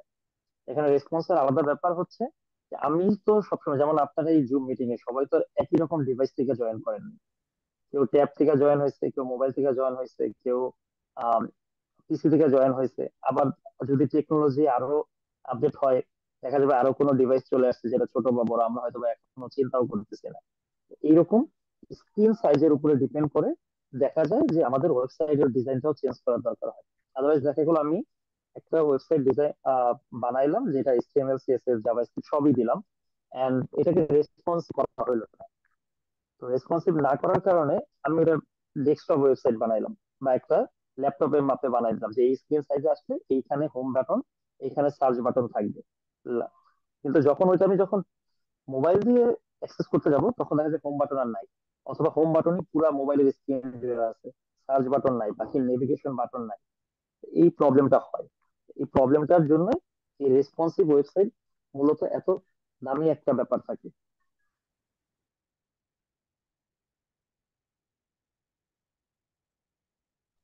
তার মানে স্যার রেসপন্সিভ ডিজাইন যেটা সেটা জি কি ম্যাম বলেন। ইউজার ফ্রেন্ড একটা হচ্ছে ডিজাইন বোঝাচ্ছে, যেটা হচ্ছে আমরা ফোন কম্পিউটার দুইটাতেই মানে ভালোভাবে সহজভাবে ইউজ করতে পারবো। জি ম্যাম, তাই বোঝাইতেছে যে responsive design can help you solve a lot of problem for your website. তো প্রবলেম গুলো তো একটু আগে বললাম ওরকম টাইপের। It will make your site mobile friendly, improve the way it looks on device. এমন না যে আপনি যদি রেসপন্সিভ না বানান ওই ওয়েবসাইটটা হচ্ছে মোবাইলে বা হচ্ছে ডেস্কটপে চলবে না, চলবে, বাট ওটার যে এক্সপিরিয়েন্স হবে এটা খুবই বাজে হবে। এটা যে ইউজার ইন্টারফেসটা হবে ওই ইউজার ইন্টারফেসটা ফ্রেন্ডলি থাকবে না তখন আর। তো এই প্রবলেম গুলো হবে। এটা এই কারণে যে বোথ স্ক্রিনের জন্য, যেটা লার্জ বা স্মল স্ক্রিন হয়, যদি কোনোদিন টেকনোলজির আপডেটে আমাদের স্মার্ট ওয়াচের মধ্যেও ওয়েবসাইট লোড হওয়া শুরু হয় তখন দেখা যাবে ওইখানেও সে রেসপন্সিভ থাকবে ওই স্ক্রিন সাইজের জন্য। তো এইটা ভিজিটর যারা থাকে তাদের জন্য খুব বেশি হেল্পফুল একটা ওয়ে থাকে। এন্ড এইভাবে যদি আপনি না করেন তাহলে দেখা যাবে ওই যে যে বলতেছিলাম একদম সেশনের শুরুতে, যে সময়ের সাথে সাথে যদি আপনি আপডেট না করেন আপনার ওয়েবসাইট সময়ের সাথে সাথে হারায় যাবে। আপনি রেসপন্সিভ করতেছেন না, আরেকজন রেসপন্সিভ করতেছে, আর নতুন কোনো ভালো একটা টেকনোলজি আসছে যেটা দেখা যাইতেছে নতুন কোনো ভালো একটা ডিভাইসে চলতেছে, তো আপনার ওয়েবসাইট ওখানে চলবে না কারণ সে রেসপন্সিভ না, স্ক্রিন সাইজ অনুযায়ী নিজেকে আপডেট করতে পারে না। ওকে, তো রেসপন্সিভ অনেক ইম্পর্টেন্ট একটা ব্যাপার। থিওরিটিক্যাল যদি বলি, আমার মোটামুটি থিওরিটিক্যাল কমপ্লিট। আমরা যদি একটু ডেমোর দিকে যাই, আমি আপনাদের হচ্ছে একটা লিংক শেয়ার করি। আহ,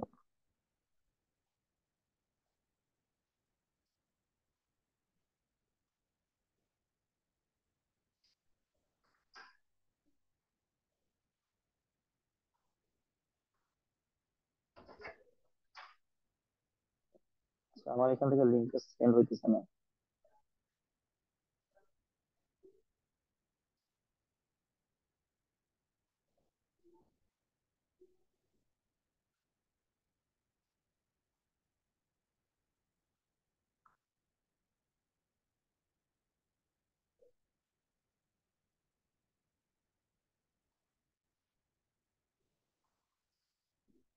আই ডোন্ট নো এখান থেকে সেন্ড হইতেছে না কেন।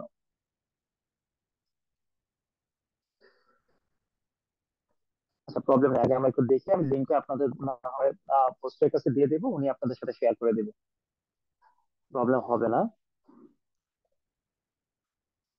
এই স্ক্রিনটা আমি একটু অফ করতেছি।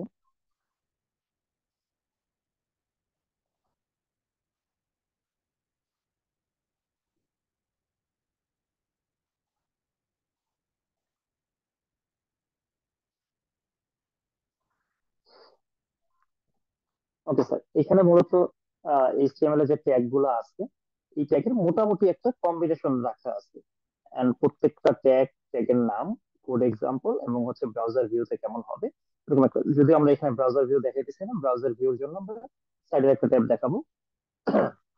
তো ফার্স্টে একটু দেখেন যেগুলো নিয়ে কথা বলতেছিলেন, এখানে মোটামুটি সব রকমের ট্যাগ আছে।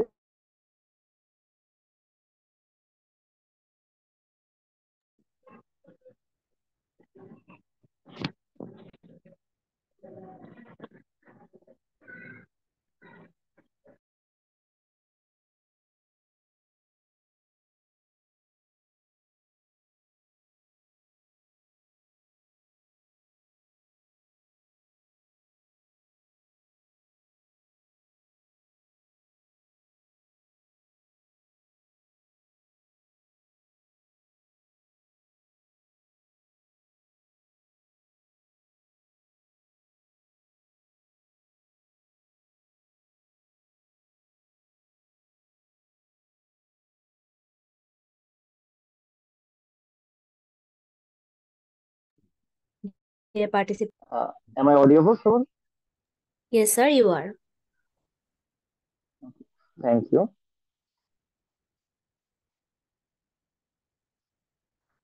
স্যার। আমি একটা লিঙ্ক শেয়ার করছি, দেখেন এখন ওকে আছে।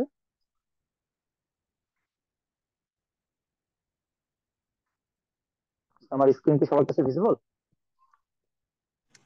Yes, sir. Yes sir. আমি এই পেজের লিঙ্কটাই মূলত আপনাদের সাথে শেয়ার করছি, যে সবগুলো ট্যাগ এবং তার কমেন্টস এর যে ব্যাপারটা থাকে, এগুলো হচ্ছে মূলত এইচটিএমএল ট্যাগ। এন্ড এই এইচটিএমএল ট্যাগেরই দেখা যাবে সিএসএস ভার্সন আছে, সিএসএস এও এই জিনিসগুলো মূলত ইউজ হয়। কিছু ট্যাগ আছে একদম স্পেসিফিক। তো ফার্স্টে যেটা দেওয়া আছে কমেন্টস ট্যাগ, এটা মূলত একটা কমেন্টস লাইন করার জন্য কাজে লাগে। আমি তারপরে হচ্ছে এ ট্যাগ, এটাকে বলতেছে অ্যাঙ্কর ট্যাগ। তো ট্যাগের নামগুলা বা ট্যাগ হচ্ছে আপনাদের মুখস্থ করতে হবে এরকম কিছু না, যে এই অ্যাঙ্কর ট্যাগ মনে রাখতে হবে। এগুলো আপনারা যখন নিয়মিত প্র্যাকটিস করবেন, কাজ করতে করতে অত মুখস্থ হয়ে যাবে। অত মুখস্থ না হলেও প্রবলেম নেই, আপনারা নিয়ে সাইডে থেকে ইউজ করতে পারবেন। আর যদি ইফিশিয়েন্ট এবং দ্রুত কাজ করতে চান, তাহলে অবশ্যই এগুলো মনে রাখাটা জরুরি। তো এখানে আমাদের লেখার মধ্যে যদি দেখেন, প্রথম দুইটার যদিও আউটপুটের ব্রাউজার ভিউ দেওয়া নাই, আর ট্যাগে যদি একটা বি ট্যাগ ইউজ করেন সেটা বোল্ড হয়ে যাবে। এন্ড এইভাবে মূলত ইউজ করা হয়, বি ট্যাগের মাঝখানে অ্যাজ অ্যান এক্সাম্পল লেখা আছে, যেটা আউটপুটে এক্সাম্পলটা একটু বোল্ড হয়েছে। সেম বডি ট্যাগ, আমরা প্রথমে বলছিলাম যে বডি ট্যাগের মধ্যে মূলত আমাদের পেজের সকল কন্টেন্ট গুলো লোড করা থাকে। বিয়ার ট্যাগ দ্বারা লাইন ব্রেক নিতেছে, সেন্টার ট্যাগে হচ্ছে লেখাটা মাঝখানে চলে আসতেছে, এরকম অনেকগুলো ট্যাগ ইউজ আছে। তার মধ্যে যদি দেখেন লিস্ট হেডিং এর যে ট্যাগটা বলছিলাম, যে হেড 1 থেকে 6 পর্যন্ত আছে, প্রথম ট্যাগটা যত বড়, তারপরে আস্তে আস্তে আরো ছোট হইতে থাকছে ট্যাগ গুলা, টোটাল এই 6 পর্যন্ত ট্যাগ গুলো আছে। এরপরে হরিজন্টাল লাইনের কথা তো বললাম। এছাড়া ইমেজ ট্যাগটা আমাদের খুব বেশি দরকার হয়, আমরা যদি কোনো ইমেজ লোড করতে চাই, যেখানে হচ্ছে ইমেজ সাইজটা কত হবে, উইডথ কত হবে, ওইটা হচ্ছে আমরা করতে পারি, আহ ঠিক করে দিতে পারি আমাদের নিজেদের। একটা ফর্ম ডিজাইন করা হইতে পারে। এন্ড এই জিনিসগুলো সব মিলে একটা ওয়েবসাইট তৈরি হয়। ফিক্স একটা অংশের উপরে আসলে ওয়েবসাইটটা দাঁড়ায় না। আমার একটা ওয়েবসাইটে হয়তো বা আমি লেখাটা দিব মাঝখানে, তারপরে একটা ইনপুট ফিল্ড দেবো, যেখানে মানুষজন কোনো কিছু লেখা সার্চ করবে অথবা কোনো একটা কমেন্টস লেখা সাবমিট করবে। তো তখন আমাদের দেখা যাবে ইনপুট ফিল্ডটার দরকার হইতেছে। তারপরে লিস্টের দরকার হয়। লিস্ট দুই রকমের হয়, একটা হচ্ছে অর্ডার লিস্ট, একটা হচ্ছে আনঅর্ডার লিস্ট। তো অর্ডার লিস্ট আমরা ইউজ করতে পারি, আনঅর্ডার লিস্ট ইউজ করতে পারি।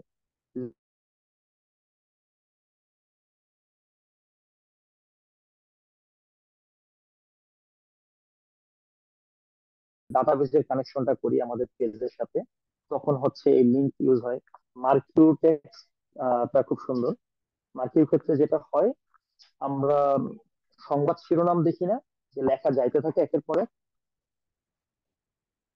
কখনো সংবাদ শিরোনাম দেখছি টিভিতে? জি স্যার। জি স্যার। Yes sir, yes.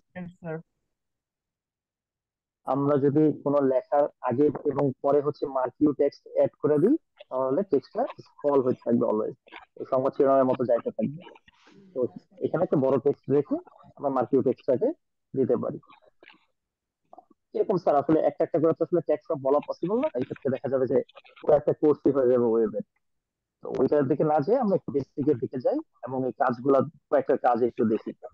তো এগুলো মূলত লিস্টের ক্ষেত্রে লাগে, লিস্টটা অনেক বেশি কাজে আসে।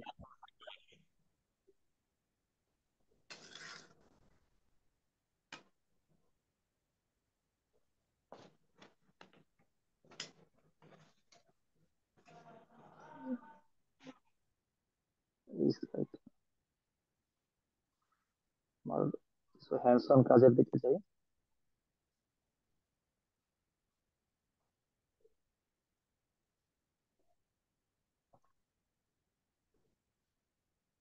আচ্ছা, মোটামুটি কাজের জন্য একটা অনলাইন এডিটর যেখানে হচ্ছে কাজ করা যাবে আমাদের। এখানে যে কাজগুলো আপনাদের স্লাইডে দেখানো ছিল, ওই কাজগুলো মূলত করা। যে আমি একটা ডক টাইপ দিয়ে বুঝিয়ে দিলাম যে এটা একটা HTML এর ফাইল, এটার মধ্যে একটা স্টার্টিং ট্যাগ থাকতেছে, এন্ড সবার লাস্টে এটা একটা ক্লোজিং ট্যাগ থাকবে। এন্ড স্টার্টিং ট্যাগ এর ক্ষেত্রে একদম ফ্রেশলি একটা ব্র্যাকেটের মাঝখানে লেখা থাকবে, ক্লোজিং এর ক্ষেত্রে একটা ব্যাকস্ল্যাশ এক্সট্রা থাকবে। তো তারপরে আমি হেড দিলাম, হেডের মধ্যে হেডটাকে ক্লোজ করলাম। এই অংশটুকু মূলত হেডের অংশ, ঠিক আছে। এখানে হেডের ভিতরে আমি একটু ডিজাইন রাখছি, যে ডিজাইনটার কারণে ডিজাইনটা আসতেছিল। যেমনটা হচ্ছে ব্যাকগ্রাউন্ড কালার, ব্যাকগ্রাউন্ডের লেখাগুলা একটু থাকবে, টাইটেল থাকবে, এই যেগুলো জাস্ট নর্মাল করা।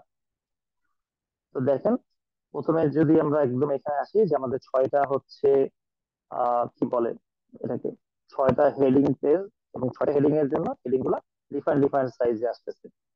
তারপরে হচ্ছে উম, যেটা নর্মালি আছে, জাস্ট নর্মাল প্যারাগ্রাফ, এটা একটু বড় আছে বিকজ ফন্ট সাইজ, আর ফন্ট সাইজ আমরা একটু চেঞ্জ করে দেখতে পারি, 40 দিই, রান করলে দিস ইজ নর্মাল প্যারাগ্রাফ, একটু বড় আসবে। শুধুমাত্র পি এর আন্ডারে যে লেখাগুলো থাকবে, যেহেতু এই ডিজাইনটা শুধুমাত্র পি এর জন্য দেওয়া হয়েছে, তো পি এর আন্ডারে যে আমাদের টাইটেলটা আপাতত দরকার নেই, না রাখি। ওকে, যদি একদম লাইন বাই লাইন যাই, background colour, background colour light blue. আপনারা যারা বলতেছিলেন যে আমরা কালার মুখস্থ রাখতে পারি না, ওই ক্ষেত্রে যে প্রবলেম হয়, আপনি জাস্ট আপনার বেসিক কালারের নামটা দিলে হবে। যদি আমরা গ্রিন করে দিই, রান করি, দেখা যাবে পুরো ব্যাকগ্রাউন্ডটা গ্রিন। এটাকে যদি আমরা স্পেসিফিক কোনো অংশের কালার করতে চাই, যেমন H1 এর জন্য আমরা একটা কালার করছি, H1 এর জন্য কালার দিয়েছি হোয়াইট। এই কারণে H1 এর যে লেখাটা আছে, H1 এর মধ্যে আছে দিস ইজ হেডিং 1। তো দেখেন বাকি হেডিং গুলা একই সাথে দেওয়ার পরও এগুলো বাকিগুলো ব্ল্যাকে আছে, কিন্তু H1 টা হোয়াইটে আছে। তো এটা হোয়াইটের বদলে আমি যে কালার দিব ওই কালারে আসবে, হোয়াট এভার ইটস রেড। যদি রান করি, রেড হয়ে যাবে। তারপরে টেক্সট অ্যালাইন সেন্টার দেওয়া আছে, আমি যেটা বলতেছিলাম, সেন্টারের বদলে এটা লেফট অ্যালাইনও হইতে পারে, রাইট অ্যালাইনও হইতে পারে। তো যদি আপনি কোনো অ্যালাইন ফিট করে না দেন, তাহলে সেটা অটোমেটিক্যালি বাই ডিফল্ট লেফট অ্যালাইনে থাকে, আদারওয়াইজ আপনাকে ভাগ করে দিতে হবে। সেম হচ্ছে পি এর জন্য দিচ্ছি, যে ফন্ট সাইজ, এই জিনিসটা এক্সটার্নাল লিঙ্কেও করা যেত, যেটা আমি বারবার বলতেছি, বাট একদম বেসিকের জন্য আমি আর এক্সটার্নাল কোনো লিঙ্কে যাইতেছি না। ওকে স্যার, এরপরে স্টাইলটা মূলত এখানে শেষ করে দিচ্ছি, কারণ বেশি স্টাইল করতে গেলে আরো বড় হবে। এরপরে বডি পার্টে আসি। বডি পার্টের মধ্যে হচ্ছে আমাদের সকল ধরনের কোডটা কন্টেন করে, বা সকল ধরনের কোড সে হোল্ড করে। তো তো আমরা লেখার সময় গুড প্র্যাকটিস হচ্ছে যে আমরা অলওয়েজ কমেন্টস করে করে লিখবো কি কাজ করতেছি, যেন আমার কোড দেখলে আরেকজনের জিজ্ঞেস করতে না হয় যে আসলে এটা কিসের কাজ অথবা এই কাজটা কোথায় হয়েছে। তো কমেন্টস করার জন্য আমরা কি ট্যাগ দেখছিলাম স্যার?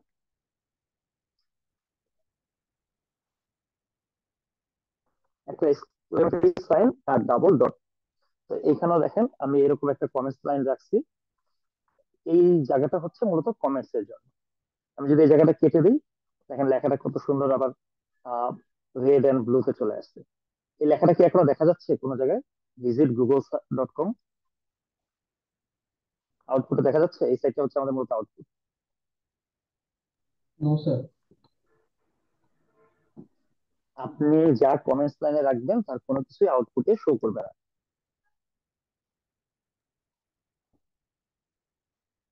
বুঝতে পারছি স্যার? জি স্যার। তো ইয়েস আমরা যে লেখাগুলো আসলে আমরা যে লেখাগুলো মূলত আমাদের করে রাখতে চাই, কিন্তু যে লেখাগুলো আমরা চাই না বাকি ভিজিটররা দেখুক, ওই লেখাগুলা বা ওই কাজটা আমরা মূলত কমেন্টস লাইনে রাখি। তো গুড প্র্যাকটিস হচ্ছে কমেন্টস লাইন প্রত্যেকটা অংশে রাখা। তো দেখেন এখন যদি আমি কমেন্টস লাইনটা উঠাই দিই এবং এই কোডটা রান করি, তখন দেখেন এখানে visit google.com চলে আসছে। গ্রিন কালারের জন্য দেখা যাচ্ছে না, আমরা একটু কালারটাকে চেঞ্জ করি। কি কালার দেওয়া যায় বলেন? White, tomato. Tomato, okay sir. White colour করে দিলাম। হোয়াইট কালার করলে একটা প্রবলেম, H1 এর লেখা, H1 এর লেখাটা আগে হোয়াইট ছিল, এখন তো চেঞ্জ করে রেড করছি, দ্যাটস ওয়াই এটাও দেখা যাচ্ছে। এখন দেখেন এখানে visit google.com দেওয়া আছে। আপনি যখন একটা এ ট্যাগ ইউজ করবেন, এ মিনস অ্যাঙ্কর ট্যাগ যেরকম বলছিলাম, এখানে মূলত লিংক অ্যাড করা হয়।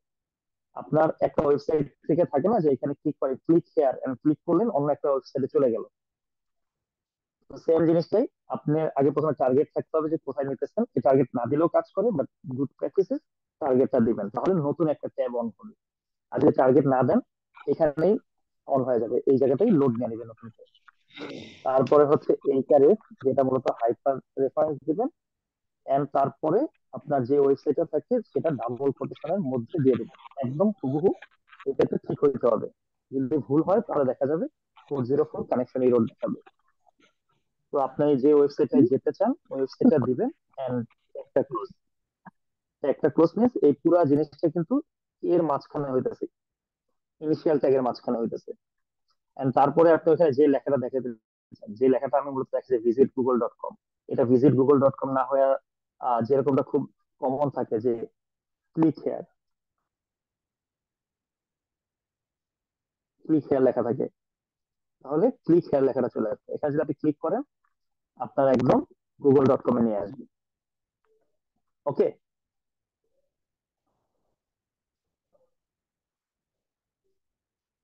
আপনারা কি আমার কথা শুনতে পাচ্ছেন? জি স্যার। ওকে। জি স্যার। আপনাদের একদম ঝিমাই পড়া রেসপন্স পাওয়া যাইতেছে, কেন বলেন তো? খুব বেশি বোরিং হয়ে গেছে নাকি না খুব স্যার। বেশি না স্যার। না লম্বা হয়ে স্যার, গেছে? অনেক না ইনফরমেশন স্যার। ক্লাস। না স্যার। তাহলে এত রেসপন্স কেন লো হইতেছে? একটু রেসপন্স করবেন স্যার, আদারওয়াইজ অফলাইন হইলে হয়তো বা এরকম বলতাম না। অনলাইনের ক্ষেত্রে যে একটু আপনাদের দেখতে পাইতেছেন, আপনারা কতটুকু বুঝতেছেন আমি এটাও বুঝতেছি না। আমার জন্য খুব বেশি পেইন হয়ে যায় যে আমি বুঝতেছি না আমার অডিয়েন্সটা কেমন নিতেছে। ওকে স্যার, এরপর পি ট্যাগ তো বলছিলাম, আপনাদের স্লাইডেও এক্সাম্পল দেখাইছিলাম। যদি আমরা পি ট্যাগ দিই তার মধ্যে হচ্ছে লেখাটা থাকবে, আর যদি এর মাঝখানে আমরা বিআর ইউজ করি তাহলে প্রত্যেকটার জন্য একটা ব্রেক আসবে। যদি বিআরটা না থাকতো, এখানে বিআরটা সরাই দিই, তাহলে দেখবেন যে ব্রেকস এর পরে যে লাইনটা ছিল এখানে আর ব্রেকস থাকবে না, ব্রেক চেনে টেক্সট চলে আসবে। তো এইরকম মূলত এখান থেকে যদি আমরা কিছু ট্যাগ আরো নেই, অর্ডার লিস্ট, অর্ডার লিস্ট আপনারা নিয়ে একটু প্র্যাকটিস করবেন, যে স্লাইডটা আপনাদের সাথে শেয়ার করছি এখানে মূলত পাবেন। সাথে দেখেন এখানে যদি ইমেজ অ্যাড করার দরকার, কেউ একজন আনমিউট করা চাই, যদি কোশ্চেন না থাকে আমরা মিউট হয়ে যাই। ওকে স্যার, আমরা খুব বেশিক্ষণ আর নিব না, আমার অলমোস্ট লেকচার শেষের দিকে। আহ, এরপরে যেটা আছে স্যার, আমরা যদি একটা ইমেজ অ্যাড করতে চাই, আমাদের অনেক সময় দেখা যায় যে নিজেদের পোর্টফোলিওর ক্ষেত্রে নিজেদের ছবি অ্যাড করতে হয়, বা হচ্ছে কোম্পানি থাকলে কোম্পানির লোগো অ্যাড করতে হয়, আদার্স আদার্স ছবির দরকার হয়। ই কমার্সের জন্য তো পুরোটাই ছবির উপরে ডিপেন্ড করে। তো সেইখানে এই ইমেজ দিবেন, ইমেজের একটা সোর্স দিবেন, এই ইমেজের সোর্স, তারপরে হচ্ছে আপনার যদি ইমেজটা কোনো কারণে লোড হইতে না পারে, সামহাও ধরেন ইমেজটা নাই, তখন হচ্ছে অল্টারনেটিভ কি লেখা থাকবে ওই লেখাটা দিবেন, ইমেজটার সাইজ এবং উইডথটা দিবেন, তাহলে আউটপুটে আপনারা একটা ইমেজ পাবেন। তো এখানে যদি ইমেজটা না থাকতো তাহলে লেখা দেখাতো গার্লস ইন জ্যাকেট। ধরেন আমি বানানটা ভুল করে দিই একটু ইচ্ছা করেই, রান করলাম, এখানে দেখেন ইমেজটা মূলত নাই, ইমেজের জায়গাটা পুরোটা ব্ল্যাঙ্ক হয়ে থাকবে, এখানে থাকবে ইমেজ জ্যাকেট।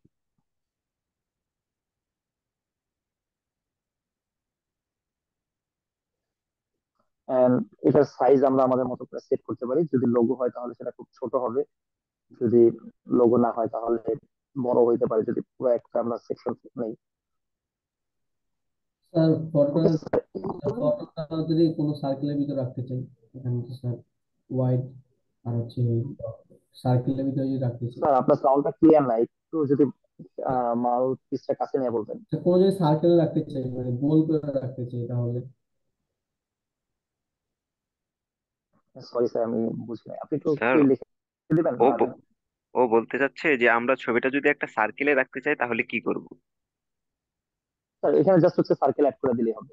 আপনাদের এই ইমেজ ভিউটা কয়েক রকম ভাবে করা যায়, আমরা স্কোয়ার ভিউতে রাখতে পারি, সার্কেল ভিউতে রাখতে পারি, অথবা অনেক সময় দেখা যায় যে যদি আমরা স্ক্রল করি বা মাউসটা নেই তখনই শুধুমাত্র লেখাটা আসবে, সেখানে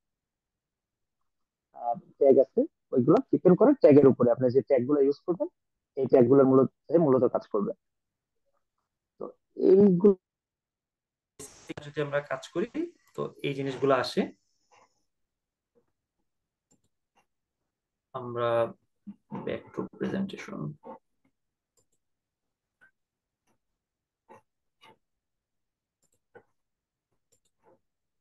স্যার যেরকম বলতেছিলাম যে এরকম আসলে আহামরি কঠিন কিছুই না, ডিপেন্ডস করে যে প্র্যাকটিসের উপরে। যতখানি প্র্যাকটিস যাবে এন্ড আমাদের ওই কল্পনার সাথে আমরা যত মিলাবো যে কিভাবে আমরা ডিজাইন করতে চাই, লোগোটা কোথায় দিব, লেখাটা কোথায় দিব, তারপরে হচ্ছে ইমেজটা কই আনবো, এইরকম ভাবে আপনি আপনার কল্পনার মতো করে সাজায় নেবেন। ওকে স্যার, আমি যদি বলি আমার দিক থেকে লেকচার মোটামুটি এন্ড। আপনাদের যদি কারো কোনো কোশ্চেন থাকে।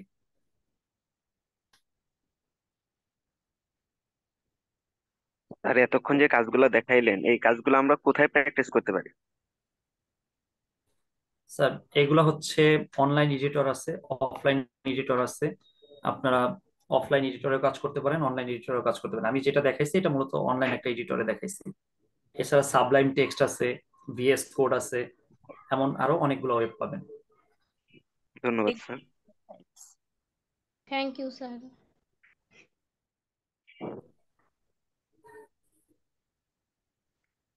Thank you sir.